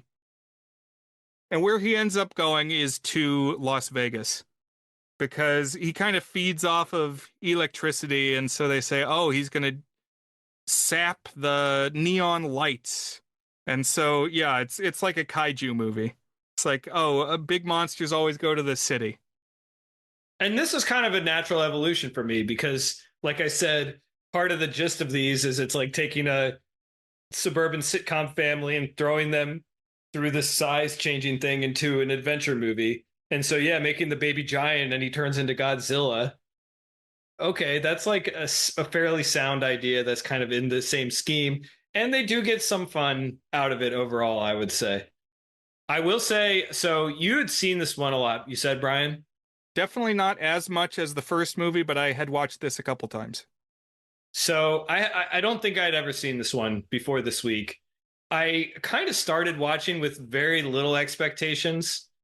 I didn't know what to expect, and I wasn't really thinking too much about like trying to predict what was going to happen. And so for whatever reason, I was kind of tickled by how big the baby gets. I didn't know it was the baby was going to get that big, Brian. I thought like it was going to stay 10 feet tall instead of getting 100 feet tall. And I was like, oh, this is actually kind of cool because it went past the stakes that I was initially expecting. I don't know why I wouldn't have initially thought that because, yeah, he grows a little bit throughout the first act, but then he's kind of in the middle act. He's in kind of a steady state. And then he really starts growing for the climax in Vegas. I'm imagining Dad pumping his fist. Yes, even bigger. Bigger, baby. I was also thinking of King Size Canary. I was wondering how far they were going to push it. Was it going to be there? His foot was the size of a city, and we would like see him among the stars like a god. Not quite. But yeah, I agree that it feels like the natural progression that now he's the big kaiju monster baby. And they do some good setup and payoff in this one too, where like the baby's favorite toy is a car. And he also likes to go into his older brother's room and mess with the brother's guitar. So two of the big set pieces, once he's at full size, is he picks up a car off the street and is flying it around, but it's got people in it. It's got the brother in it and this Crush character who's briefly the babysitter of the baby. So this actress is Carrie Russell, who's been in some good stuff. I don't know if you ever watched the show The Americans, Brian. It's a pretty good show. I liked her. I liked her more than maybe just because I recognize the actress, but I liked her. And in general, like the characters are all nicer to each other in this movie. This is a warmer movie in tone. I don't think it's a better movie. I think particularly in the third act when he's tromping around Vegas, you really get the just shrink the baby already. Why? Like, there's no story here. We're just watching a baby march around for 20 minutes and kick things over, which is, I know it's kind of a cool thing, but I don't know. It feels like the movie kind of loses its structure here in the second half. But I thought some of the tweaks they did in the writing to the character, like making Rick Moranis, there's this repeated beat where he's deferential to his wife. and he's kind of clueless and knows that he's clueless. I found him just a little bit more endearing this time around. And the beat of the baby playing the guitar pays off when he encounters a Hard Rock Cafe restaurant. So we get some product placement here of the Hard Rock Cafe, but it lets the baby rip the giant guitar off the building and start playing the giant guitar. And now I want to talk about the part of this movie that I really hated growing up. It made me really uncomfortable and upset. Is the villain of this movie, his plan is to shoot the baby. They do say it's a tranquilizer gun. They're going to shoot him with a tranquilizer gun, which devil's advocate makes sense because they say, "Oh, if he's got to stay still, we'll put him to sleep." The dad, Wayne Zielinski, wants to like sing lullabies and like bring him the giant rabbit. And so the plan is, however you go about it, is let's make the baby go to sleep. And yeah, you do use like tranquilizer darts on big animals, like elephants and giraffes. And like, I mean, his skin is what? It's probably like 5 feet thick. It probably doesn't even feel anything. But he's a baby. He's innocent. He doesn't know what he's doing. So it's upsetting to have your plan be let's shoot a baby. Like having shooting a baby be the climax of your film doesn't feel like the thing that would happen in a family movie. That seems like Battleship Potemkin type stuff. I mean, I think you're right. And maybe it's not handled very delicately, but I mean, it is the bad guy who wants to do that. And everybody else is like, you're not really going to shoot the baby, are you? And he's like, oh, it's just only if he starts causing real trouble. We're not going to really shoot the baby. So like, and it's also, I think, an extension of, kind of loosely an extension of, but still an extension of this idea that corporate capitalism sucks the humanity out of things. Like, oh, they're not letting Rick Moranis have control of his job. They want to just profit, turn it into a profit machine that's run by the boardroom people. And then also, hey, they don't care what happens to the baby who's the subject of the experiment. They just need to get their hands on it and see what the effects of it is. That kind of aligns with the shooting it. But again, maybe not if you start to think about it. Like, why would they want to shoot the baby they want to run tests on? I don't know. That doesn't really make sense. No, but... you're right. Villains are allowed to do bad things. That's what makes them villains. And I think mostly it's just the fact that this is a movie that came out when I was 2. And I mean, when I saw it, I was probably 5 or something. But it just always really bothered me that they shoot the baby and make him cry. Because that is ultimately what happens. And it's compounded because they like shoot the guitar and it shocks the baby.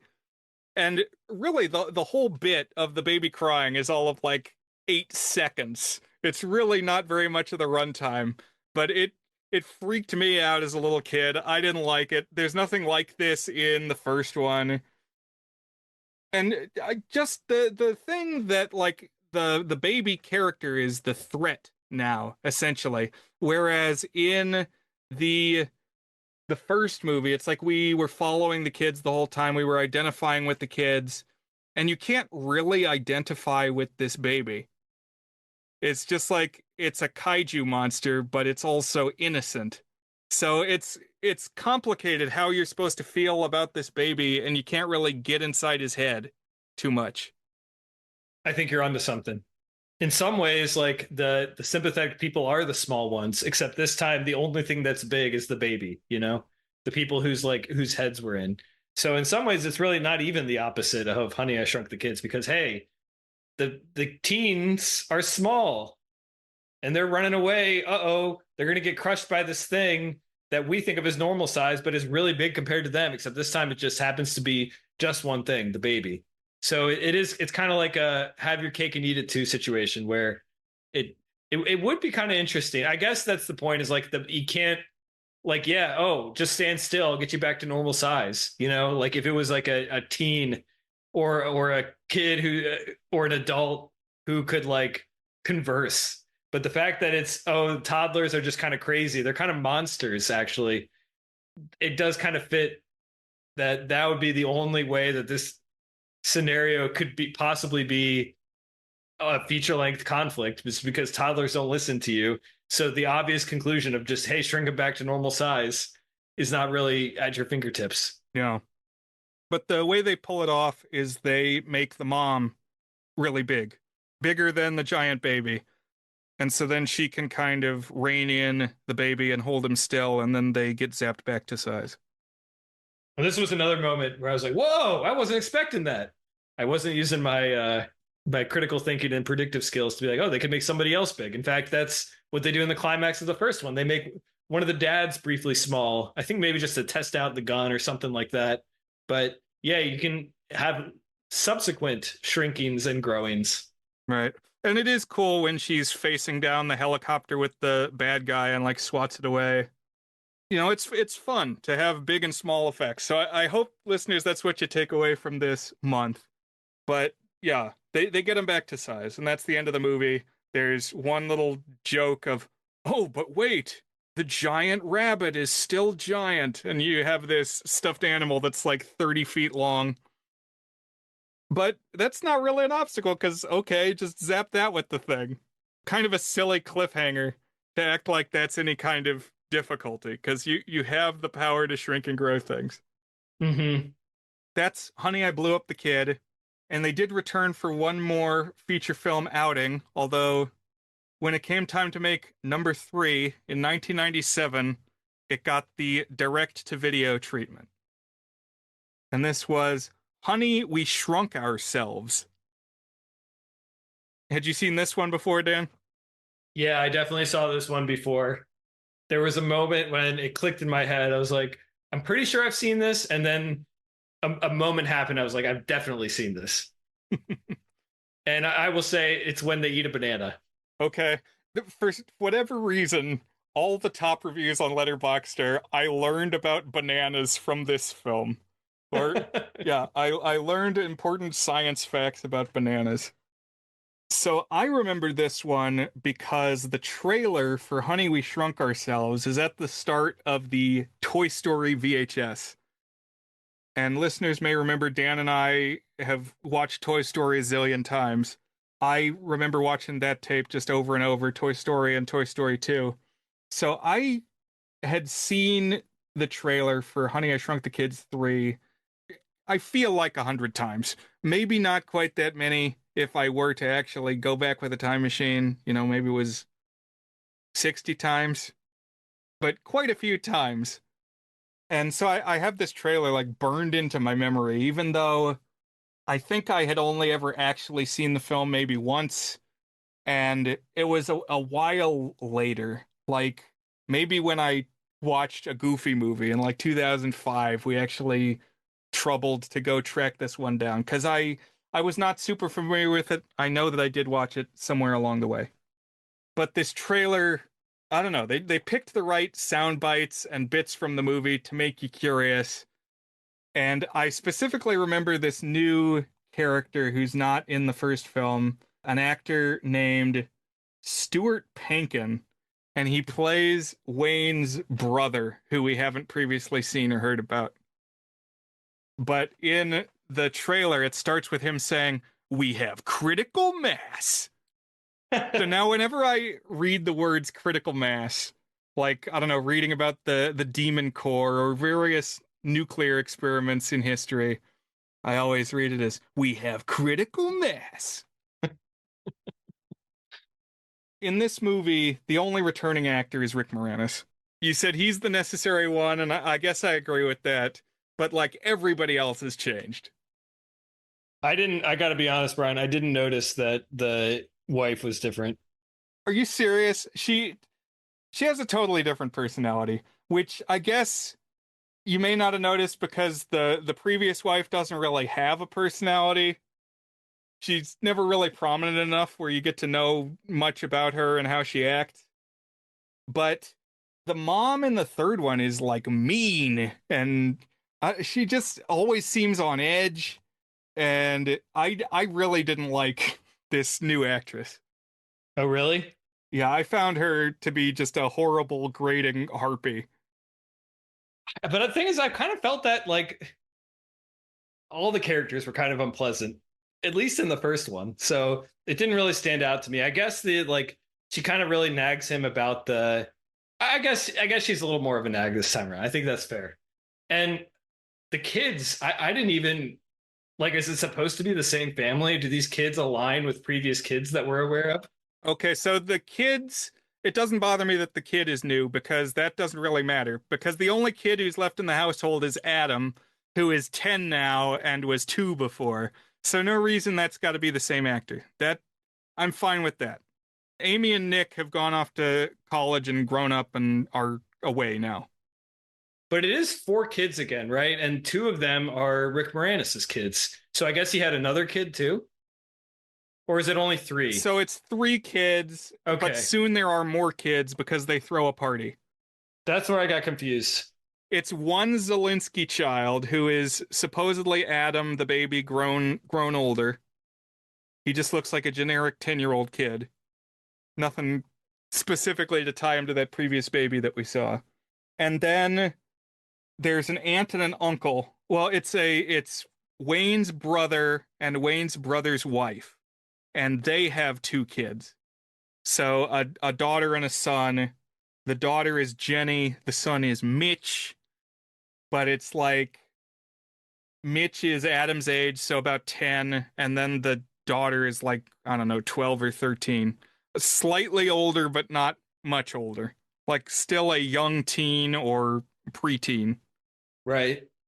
The jumping off point of this movie, so they're back in like a smaller house again, just like a suburban house with a backyard. Wayne, though, has his own lab now. There's a Zelensky Labs, and it feels like Muppet Labs or something. Like it's a crazy science enterprise, and Wayne has a brother who works there with him now.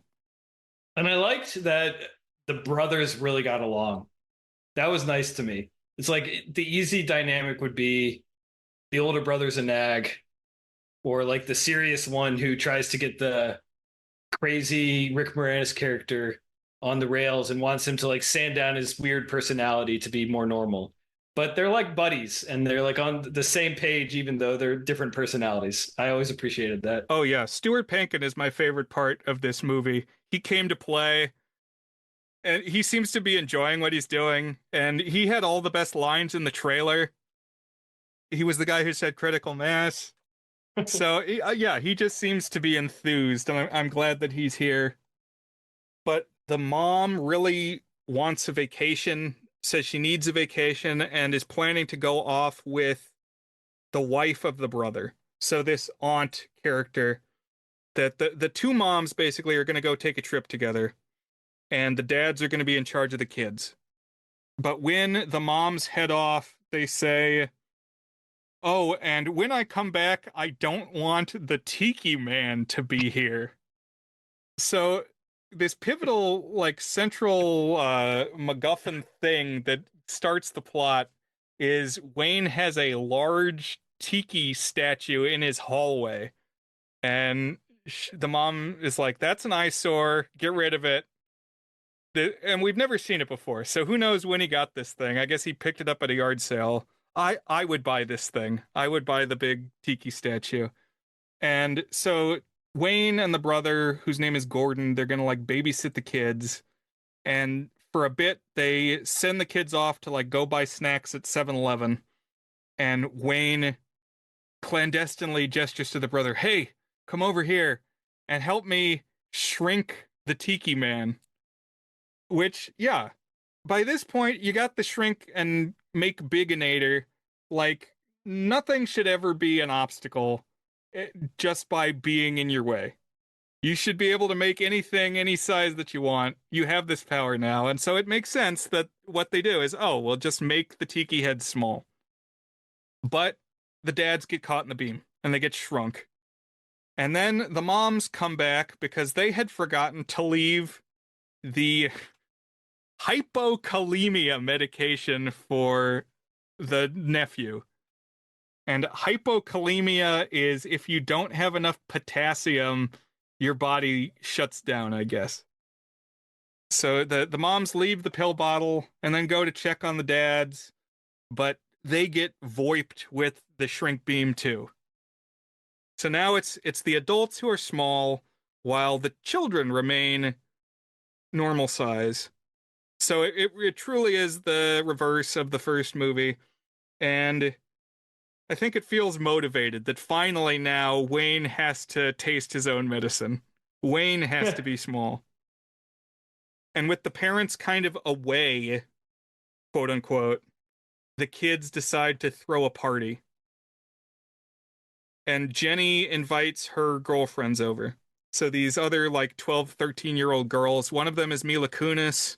That excited me. I was like, whoa. Although she doesn't appear until pretty late. She's like one of the late arrivers to the party. Yeah.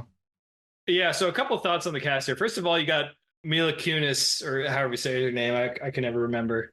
And that was a surprise. Just like we had Kerry Russell in Honey, We Blew Up the Baby. But another thing is that the main preteen girl is played by, did you know who this actress was? No, I didn't recognize her. So she continued to be a productive actress. She got cast in Smallville. Her name is Allison Mack. But do you know what she's best known for today, Brian? Oh gosh. No. She was convicted of being one of the leaders of a sex cult. Okay. So it was like the front of it was a multi-level marketing scheme. Wait, was this Nexium? Yes. Okay. She's one of the Nexium people. All right, I did watch the Nexium documentary about the sex cult. And she was the one who like brought it into Hollywood and got Hollywood people involved. Wow. Okay. In general, this idea of these kids these age throwing a party, that's like a 17-year-old thing. That's not a 12-year-old and 10-year-old thing. 12-year-olds and 10-year-olds are not like organizing covert parties that they're inviting all their friends to. Yeah, I agree. It stretched credulity that they would be involved in like a Project X plot. Right. Oh man, now I'm imagining this is a Project X movie. or yeah, a Shrink Ray figuring into Project X. Oh yeah, like it's shot like cinema verite found footage style.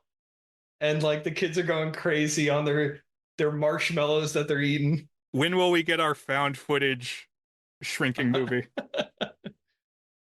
You may be onto something there.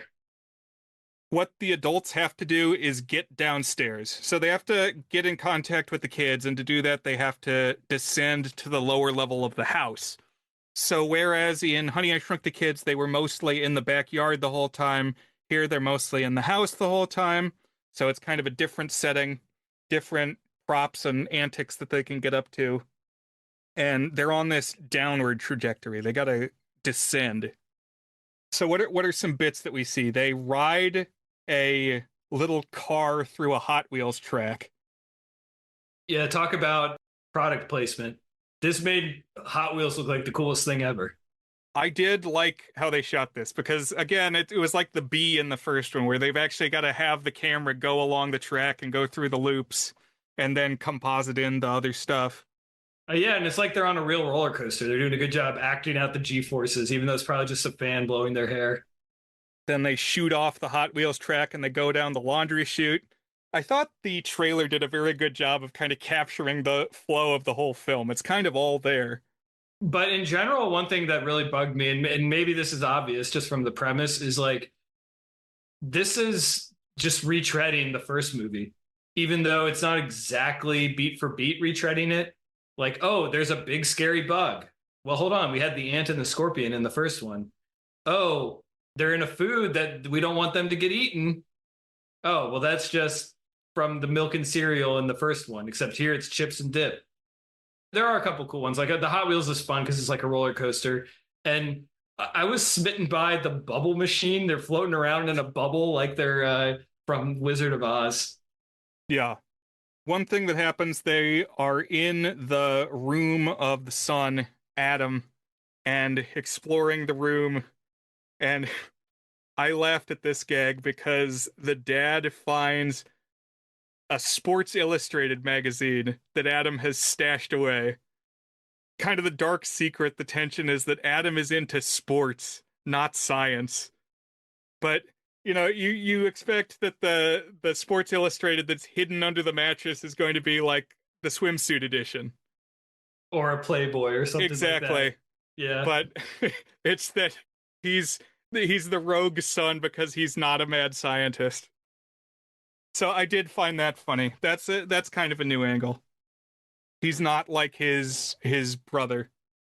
And what? Eventually the dads wind up in the living room where the party is going on, and the moms wind up in the kitchen. The beats that the various kids get. So Jenny, who's hosting the party, the older girl, she's got a crush on a boy whose name, he had a good 90s name. Oh, Ricky King. The boy's name is Ricky King, and the actor who plays Ricky King was named Jojo Adams. He should just legally change his name to Ricky King. It's a better name for him. But like he takes Jenny in the kitchen and steals a kiss.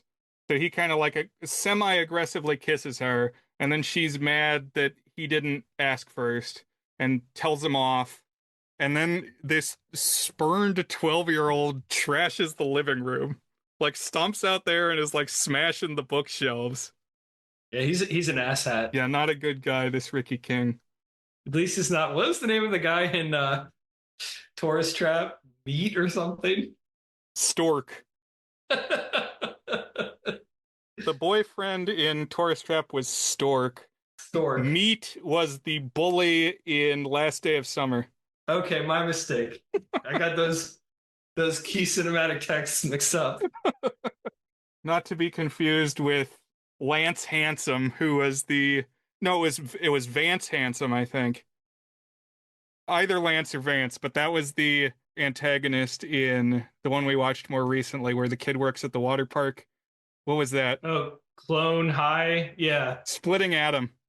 Clone High is something different. Oh, but Clone High, I think, did Lord and Miller work on Clone High? They worked on, I think it's Clone High. They did do some, is that a movie or a TV It's show? a TV show. Yeah, they worked on one of those. Okay. I think it was Clone High. Anyway, let's bring this thing home, and then I do have a couple words on a TV show. The moms see the daughter kind of handle herself, telling off this boy, and the dads, meanwhile, are tinkering with a stereo in the living room. They like flip a wire around to turn a stereo into a microphone, and then they're able to have their voices be loud enough for the kids to hear them. And that's kind of goofy. Like they say they're the voice of God, and that scares away the villain boys. So I thought that was pretty stupid, but it is a good plan to like make their voices loud enough to talk to the kids. Yeah. I'm on board with that.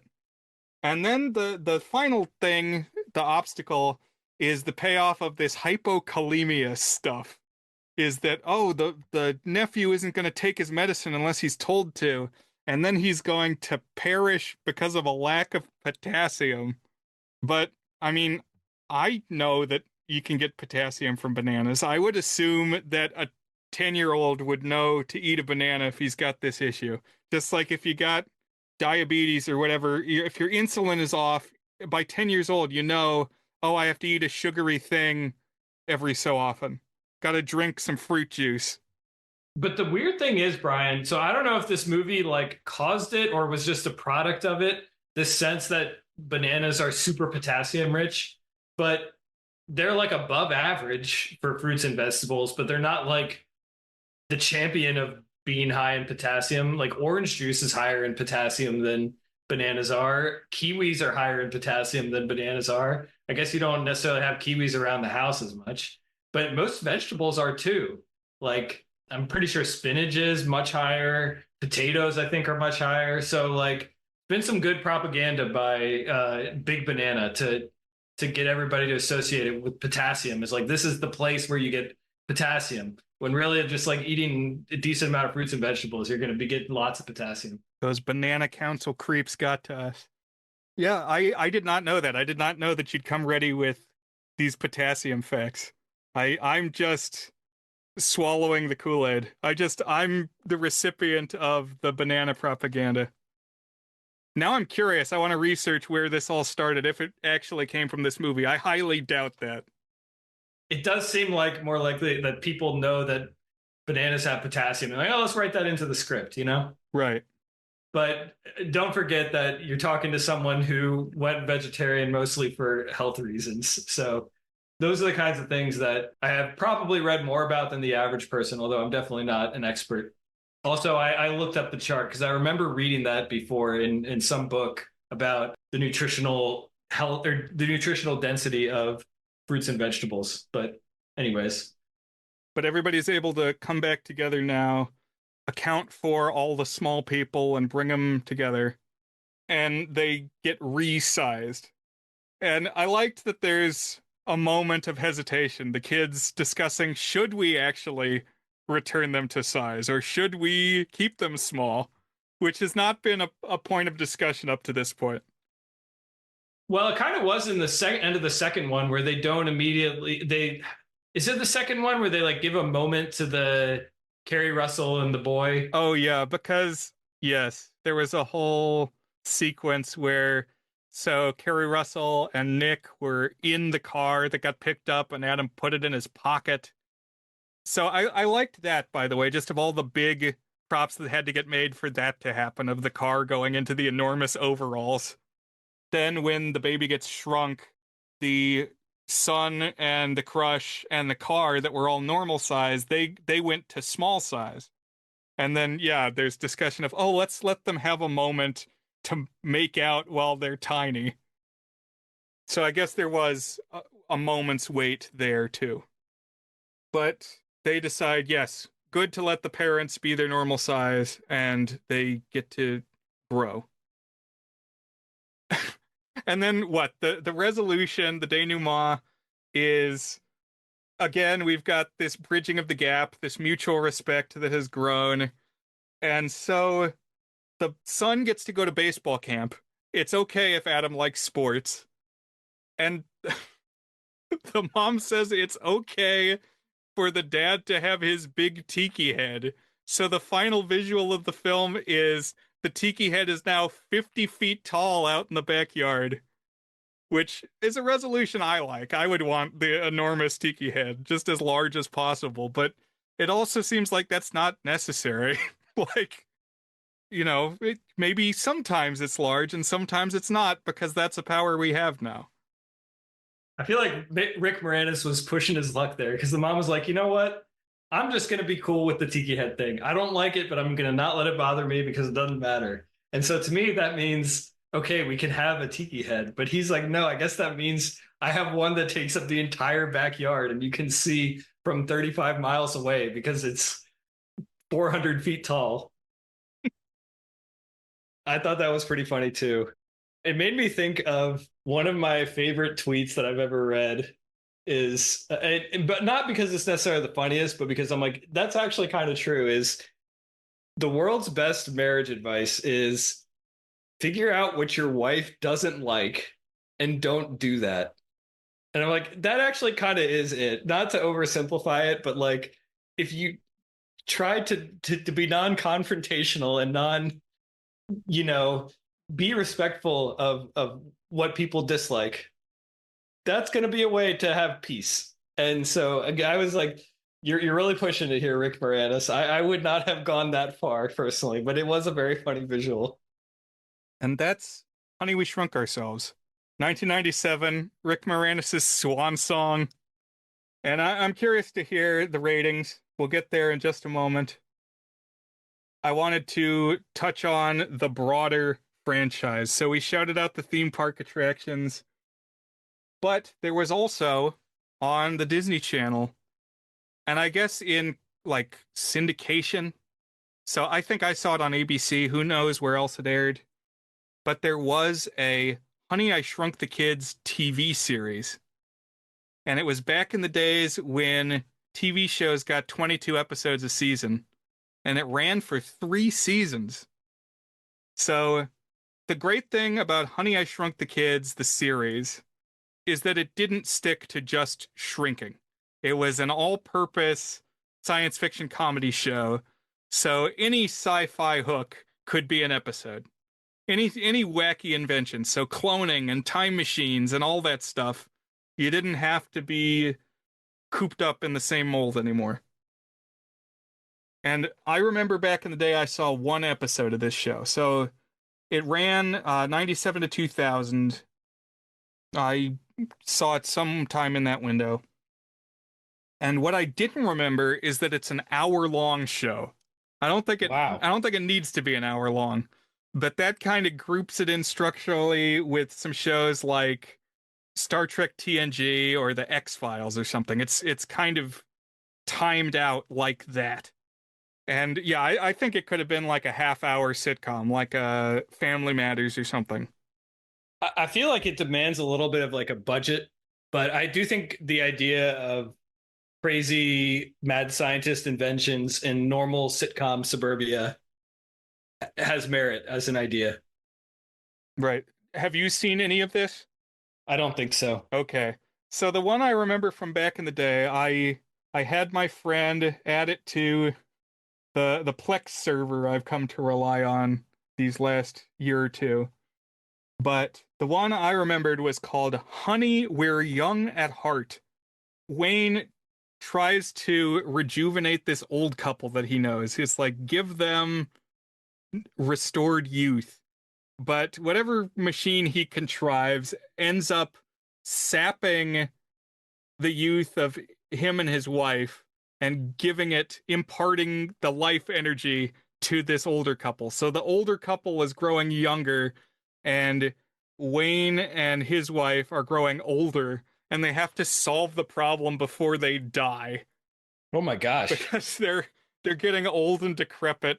And the specific gag I remember is Wayne is like reading books about countries where they live on average to older ages. So, like Japan, I guess, has a lot of people who live to be older. And so he's researching the lifestyle of these older people and like their diet. And so he reads somewhere that if you eat yogurt, you live longer. And so then smash cut to him and the wife just desperately shoveling down yogurt so that they don't die.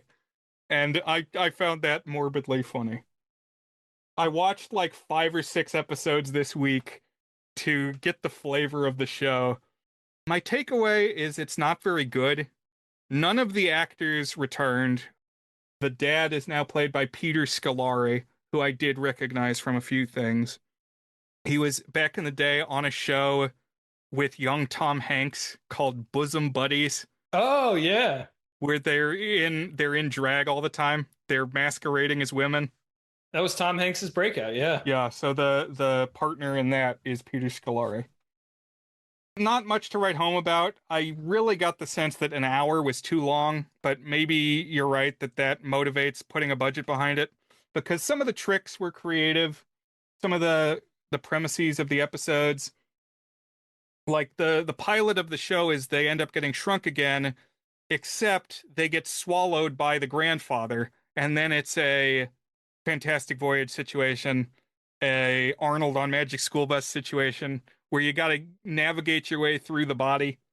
There was another one where the son becomes able to see ghosts, which is not really a sci-fi premise, but it's like then there's like a gangster from the 30s who possesses the dad and the son has to find a way to exorcise the ghost. I don't know. It was very antic heavy.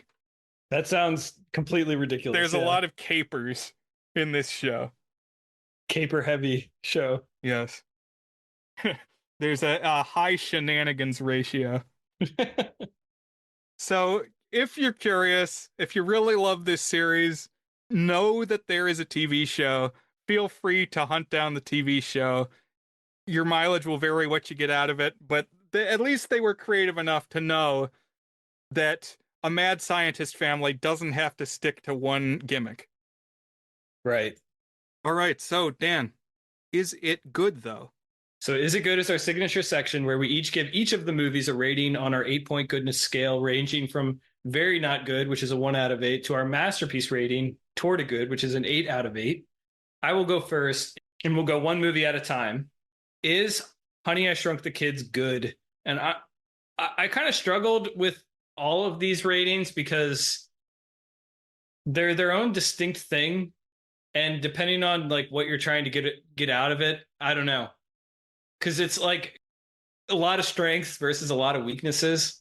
So for me, the strengths are just really cool production and execution of this premise, and it's like pretty intense and scary for a kids movie. Cool effects, just fun to like watch if you like the spectacle of tactile live action practical effects. That said, I just really didn't enjoy the kids and like the family. It was kind of a bitter movie. It does end a little bit warmly, but the characters are all mean to each other throughout the whole film. Teens are like antagonizing each other even when they're like trying to get through it. I don't know. There's just some weird chemistry in the cast and the writing that didn't register for me. And honestly, it's just not much of a story. I mean, I guess it is, but like in terms of character arcs and stuff, I didn't really feel that as being crucial. It's best when it's just a playground. That's a fun movie when it's a effects playground. So the question is, how much does that pitch and its strong execution therein lift it? And I think it does enough to get it to the passing line. I think I'm going to give this one a good. It's ultimately an enjoyable watch. I don't think it's like a misunderstood classic or forgotten classic, but it's really cool. And I would like to learn more about how they like. I would definitely learn more about how they did all the cool stuff. I don't think I would have thought about that much when I was younger, but nowadays I'm like, oh, they had to work really hard to make this look the way that it does, and I just appreciate that. That's cool. So that's me, Brian. What about you? I'm really tempted to give this one a 7. I think that's where my heart is at. I do find it pretty iconic and memorable, and just a really solid delivery on what they set out to do. I think probably what it deserves is a high 6. I'll land on like the highest very good, and it's been tempered somewhat by our discussion. I think the story is serviceable, and by that I mean I think the stakes are clear. I think it gives you a new perspective. Like, what if the distances we took for granted were suddenly blown up to the extent that a backyard becomes this epic trek? So, and like the obstacles then are menacing with the insects, and I actually think it would be much more intimidating even than what we see here. Like, I think you would just get eaten by something like right away. Like, I think your dog would eat you. If the dog knew you were there, it would suck you up and eat you. I think if I were small, I would have been eaten by a dog at some point. I don't know. That's just where my head is at. We've been talking about this for a while. But well done. I would recommend it. I would say go out and see it if you haven't. And maybe some of that is nostalgia. I like seeing the Ray Harryhausen effects as late as 1989. You know, it had me thinking about what if Jurassic Park had been 2 or 3 years earlier and had to rely on this same tech. What about Honey, I Blew Up the Kid? So this one, I'm coming in from a weird spot because I went in with absolutely no expectations, and I found its tone. I don't know. I liked, now that we had like the geeky kid grown up and like trying to find his place. For whatever reason, that registered a little more for me. I like that we had Kerry Russell in the mix. I was surprised how big the baby actually got, and I thought it had did some cool stuff with that. It's just clearly not as well made overall. And I think you really, really start to feel that they had a premise, but not a story, or at least not a feature length story as the movie goes along. Because you kind of pointed it out, like, just solve the dang problem. You have the tools at your disposal. There's no reason that we're just going to keep going here. And so it kind of sucks out the feeling of danger. It's just, you use the word stakes. Maybe that's the right word for it here. Something odd about it. I don't know, though. I was kind of fond of it. I'm right on the line of a 4 or a 5. Just to give a distinction relative to the first movie, I'm going to give this one upper end 4, good-ish. I like this one overall, but it's not a whole package all the way. So what about you, Brian? I'm going to give this one a 3. To me, it really feels like a sequel they made because the first one made money. So they've got a lot of resources to play with. It's cool to see the upgraded house and the big lab environment. They were able to throw in the money that they needed to realize the project.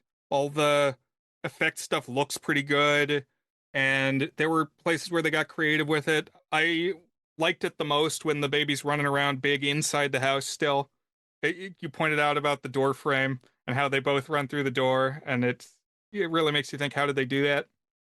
It doesn't bother me as much now that they shoot the baby. It really doesn't last very long, but I still in my bones feel how uncomfortable that made me when I was a little kid. I really didn't like that. It really bothered me. And I don't know exactly why, other than I was a little kid.